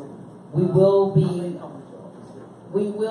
broadcasting live on Facebook. Again, we encourage, if you can't come here in person, we still need your support. And those of you who are out there watching all over the globe, we need your financial support to keep on doing this. During the summer months, sometimes it gets, the numbers go down as far as those who actually attend.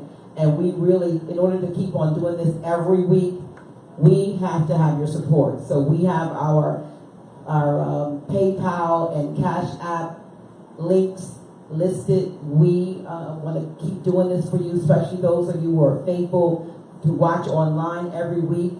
We appreciate you. We want to bring this to you. We want to bring you the best of the best that we can.